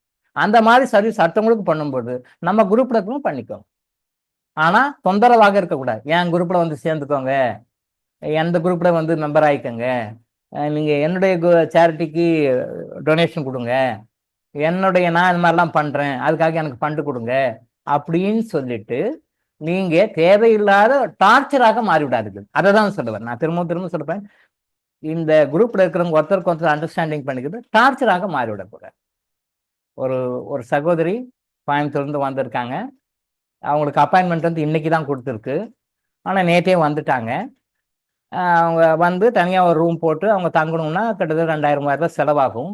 அப்போ அதே நம்ம குரூப்பில் சேர்ந்த ஒரு சகோதரர் வீட்டுக்கு ரெஃபர் பண்ணி அவங்க வீட்டுக்கு அனுப்பிச்சிருக்கோம். அவங்க அங்கே தங்கியிருக்காங்க. இன்னைக்கு அவங்களுக்கு அப்பாயின்மெண்ட் கொடுத்துருக்கோம், அவங்க வராங்க. இப்போ அந்த கோயம்புத்தூர்ந்து வந்த அந்த சகோதர சகோதரிகள் வந்து நம்ம குரூப்பை சேர்ந்தவங்க. அவங்க வந்து இங்கே நம்ம வீட்டில் தங்கிட்டு நாளைக்கு காலைல போய் டாக்டரை பாருங்க அப்படின்னு சொல்லி புகலிடம் கொடுத்து அவங்களுக்கு சாப்பிட வச்சு அவங்கள தங்க வச்சு அவங்கள வந்து ஹானர் பண்ணி ரெஸ்பெக்ட் பண்ணுறவங்களும் நம்ம குரூப்பை சேர்ந்தவங்க தான். இது ஒரு புண்ணியம், இது ஒரு புண்ணியம். அவங்க பணம் கொடுத்தா இங்கே ஒரு ஹோட்டலில் ஆச்சு தங்கிட்டு வர போகிறாங்க, காலைல வர போகிறாங்க. பட் அது ரெஃபர் பண்ணி சார் ஆர்எஸ்எம்பி சார் ரெஃபர் பண்ணி சொல்லி அவங்க வீட்டில் தங்கியிருக்காங்க. அவங்க தங்கி சாப்பிட்டுட்டு இன்னைக்கு அப்பாயின்மெண்ட் கொடு, இன்னும் டைம் ஃபிக்ஸ் பண்ணுறேன் நான், என்ன டைம் கொடுக்குமோ இன்னைக்கு வந்து பார்த்துட்டு அவங்க கோவை திரும்புவாங்க. இது போகிறவங்களுக்கும் யார் வீட்டுக்கு போகிறோம் என்னன்னு தெரியாது. அதை ஹானர் பண்ணி அவங்கள ரெஸ்பெக்ட் பண்ணி அவங்கள தங்க வச்சு அவங்கள சாப்பாடு கொடுத்து அவங்க ஃபேமிலியை வீட்டில் அலோவ் பண்ணி பண்ணுறாங்க இல்லையா, இவங்களுக்கும் யாருன்னு தெரியாது. ஆர்எஸ்எம்பி சார் சொன்னார், அவ்வளோதான். கர்மா எனர்ஜியின் குரூப்பில் இருக்கவங்க தான். இது ஒரு உதவி, பெரிய உதவி. இது வந்து அந்த சகோதரிக்கும் அந்த சகோதரின் கணவருக்கும் அது புண்ணிய பலனை சேர்க்கும், புண்ணியத்தை கொடுக்கும், நிறைய தர்மத்தை கொடுக்கும். சேரிட்டி பண்ணால் என்ன தர்மம் கிடைக்குமோ அந்த தர்மம் புண்ணியம் அவங்களுக்கு கிடைக்கும், கண்டிப்பாக கிடைக்கும். சின்ன உதவி தான். அவங்க வராங்க, தங்குறாங்க, நான் வீட்டில் நம்ம வீட்டில் தங்கிட்டு மறுநாள் காலைல போக போகிறாங்க. அவங்களுக்கு சாப்பாடு கொடுத்துருப்பாங்க, காஃபி கொடுத்துருப்பாங்க, தங்க வச்சுருப்பாங்க, மற்ற ஃபெசிலிட்டிஸ் கொடுத்துருப்பாங்க, அனுப்பிச்சுப்பாங்க. ஒரு சின்ன உதவி தான். பட் அது வந்து அவங்க அக்கௌண்ட்டில் அந்த சகோதர சகோதரிக்கு பாசிட்டிவாக குட் கர்மாவாக சேரும். இதுதான் அவங்களால முடிஞ்ச ஒரு கர்மம். இந்த மாதிரி நம்ம குரூப்பில் இருக்கிறவங்க எல்லாரும் ஒருத்தருக்கு ஒருத்தர் ஹெல்ப் பண்ணிக்காங்க, கம்யூனிகேட் வச்சுக்கோங்க. பட் அது வந்து நம்முடைய கர்மா எனர்ஜி ஹீலிங் குரூப்புக்குன்னு ஏதோ சில விதிமுறைகள் வச்சுருப்பீங்கன்னு நான் நினைக்கிறேன். அது ஆஸ்கந்தி சார் தான் தெரியும். அந்த விதிமுறைகளை மீறாமல் நீங்கள் ஒருத்தருக்கு ஒருத்தர் ஹெல்ப் பண்ணிக்கோங்க. இப்போ அந்த எக்ஸ்போர்ட் கம்பெனி ஓனர் சொன்னார் பார்த்தீங்களா, அந்த ட்ரைனிங் ஓனர் சொன்னார், அந்த மாதிரிலாம் கம்யூனிகேட் பண்ணாதீங்க, பண்ணிக்காதீங்க, கம்யூனிகேஷன் அப்படி நான் சொன்னேன். பரவாயில்ல, பண்ணிக்காது. பட் ஒருத்தருக்கு ஹெல்ப் பண்ணுங்க. இந்த இந்த இந்த உதவியின் மூலமாக நீங்கள் உங்களுடைய குட்கர்மா அதிகப்பட்டீங்க. அவங்களுக்கு அந்த சம்பந்தப்பட்ட சகோதர சகோதரிக்கு வந்து அவங்கள ஹானர் பண்ணி கொடுக்கக்கூடிய ஒரு வாய்ப்பு இறைவன் கொடுத்துருக்காரு. அந்த இறைவன் கொடுத்ததன் மூலமாக அவங்க ஒரு கர்மா அவங்களே அறியாமல் அந்த ஒரு கர்மாவை கிரியேட் பண்ணிக்கிறாங்க. அவ்வளோதான், குட் கர்மாவை கிரியேட் பண்ணி. ஸோ இந்த மாதிரி ஒருத்தருக்கு குட் கர்மா கிரியேட் பண்ணிக்கிற மாதிரி ஒருத்தருக்கு ஹெல்ப் பண்ணி தவறு கிடையாது. சரியா? ரைட். இன்னும் நிறைய கேள்விகள் இருக்கு. இந்த கேள்விகளை வந்து இன்னும் 2 நாள் முடிச்சுக்கலாம் பார்க்குறேன். ஏன்னா மன்னிப்பு அறிக்கை இன்னும் 2 3 இருக்கு. அதை முடிச்சு கிளியர் பண்ணிட்டோம்னா அப்புறம் புரோட்டோக்கால் கொடுத்துடலாம். உங்களுக்கு காலையிலேருந்து நைட் வரைக்கும் என்னென்ன மாதிரி ஃபாலோ பண்ணணும் இந்த புரோட்டோக்கால் கொடுத்துன்னு வச்சுங்களேன். அவங்கவுங்க ப்ராப்ளத்துக்கு அவங்க டிசீஸுக்கு அது ரெகுலராக டே டு டே லைஃப்பில் ஃபாலோ பண்ண விஷயங்களை எக்ஸிக்யூட் பண்ண ஆரம்பிச்சிடலாம். நீங்கள் ஸ்டார்ட் இப்போ தியேட்டிக்கலாக சொல்லிட்டு இருக்கோம், நீங்கள் ப்ராக்டிக்கல் லைஃப்பில் அப்ளை பண்ண ஆரம்பிச்சிடலாம். அதனால் முடிஞ்ச வரைக்கும் நாளைக்கு ஆரம்பிக்கலாமா, நாளைக்கு மறுநாள் ஆரம்பிக்கலாமான்னு பார்க்குறேன். பார்த்துட்டு அந்த மன்னிப்பு அறிக்கையை முடிச்சிட்டோம்னா அந்த புரோட்டோக்கால் கொடுத்தோம்னு வச்சுங்க, காலிலேருந்து நைட் வரைக்கும் என்ன பண்ணணும்னு சொல்லிட்டோம்னா அது நீங்கள் ஃபாலோ பண்ணினா உங்கள் ப்ராப்ளத்துக்கு சொல்யூஷனாக இருக்கும், உங்கள் நோய்களுக்கு தீர்வாக இருக்கும். அதை ஆர்டர் பண்ணிக்கலாம். கொஸ்டினை வந்து முடிச்சுட்டு திரும்ப இருக்கிற கொஸ்டின்ஸ் இந்த மன்னிப்பு அறிக்கையெல்லாம் முடித்த பிறகு அப்புறம் திரும்ப நம்ம கண்டினியூ பண்ணிக்கலாம். இந்த மன்னிப்பு அறிக்கை மேட்டர் முடிச்சு அந்த புரோட்டோக்கால் நம்ம மக்களுக்கு கொடுத்த பிறகு திரும்பவும் கேள்வி பயில நம்ம திரும்பவும் தொடரலாம். முடிஞ்சால் நாளைக்கு அதை நாளை மறுநாள் ஸ்டார்ட் பண்ணிடலாம். பார்த்துக்குவோம் நாம எப்படின்னு சொல்லி பார்த்துக்குவோம். இன்னைக்கு இதோட நான் முடிச்சுப்போம். நாளை மீண்டும் சந்திப்போம். நன்றி, வணக்கம். நன்றி doctor. Thank you, sir. Thank you so much.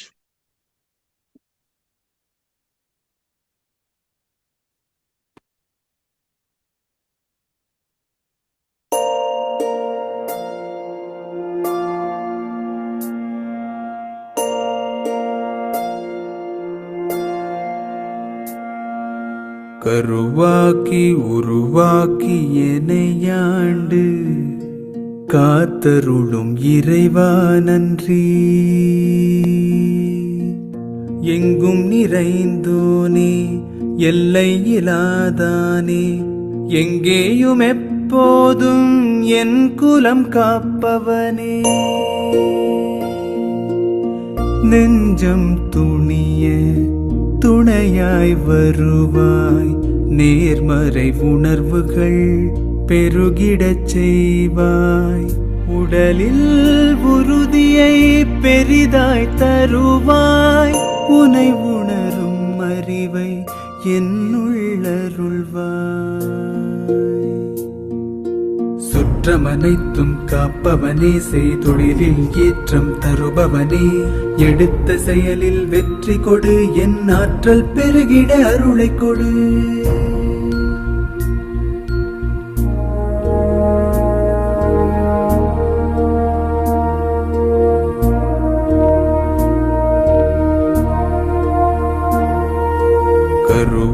உருவாக்கி உருவாக்கி எனையாண்டு காத்தருளும் இறைவா நன்றி.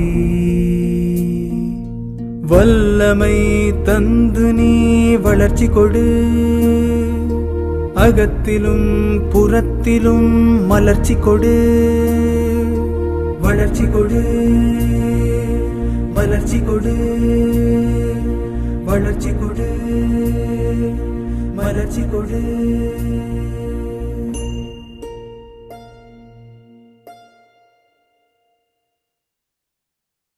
நன்றி ஐயா. நன்றி நன்றி ஐயா. நன்றி நன்றி சரி. நன்றி ஐயா. நன்றி நன்றி நன்றி சார். நன்றி ஐயா. நன்றி நன்றி ஐயா. நன்றி நன்றி ஐயா. நன்றிகள் ஐயா.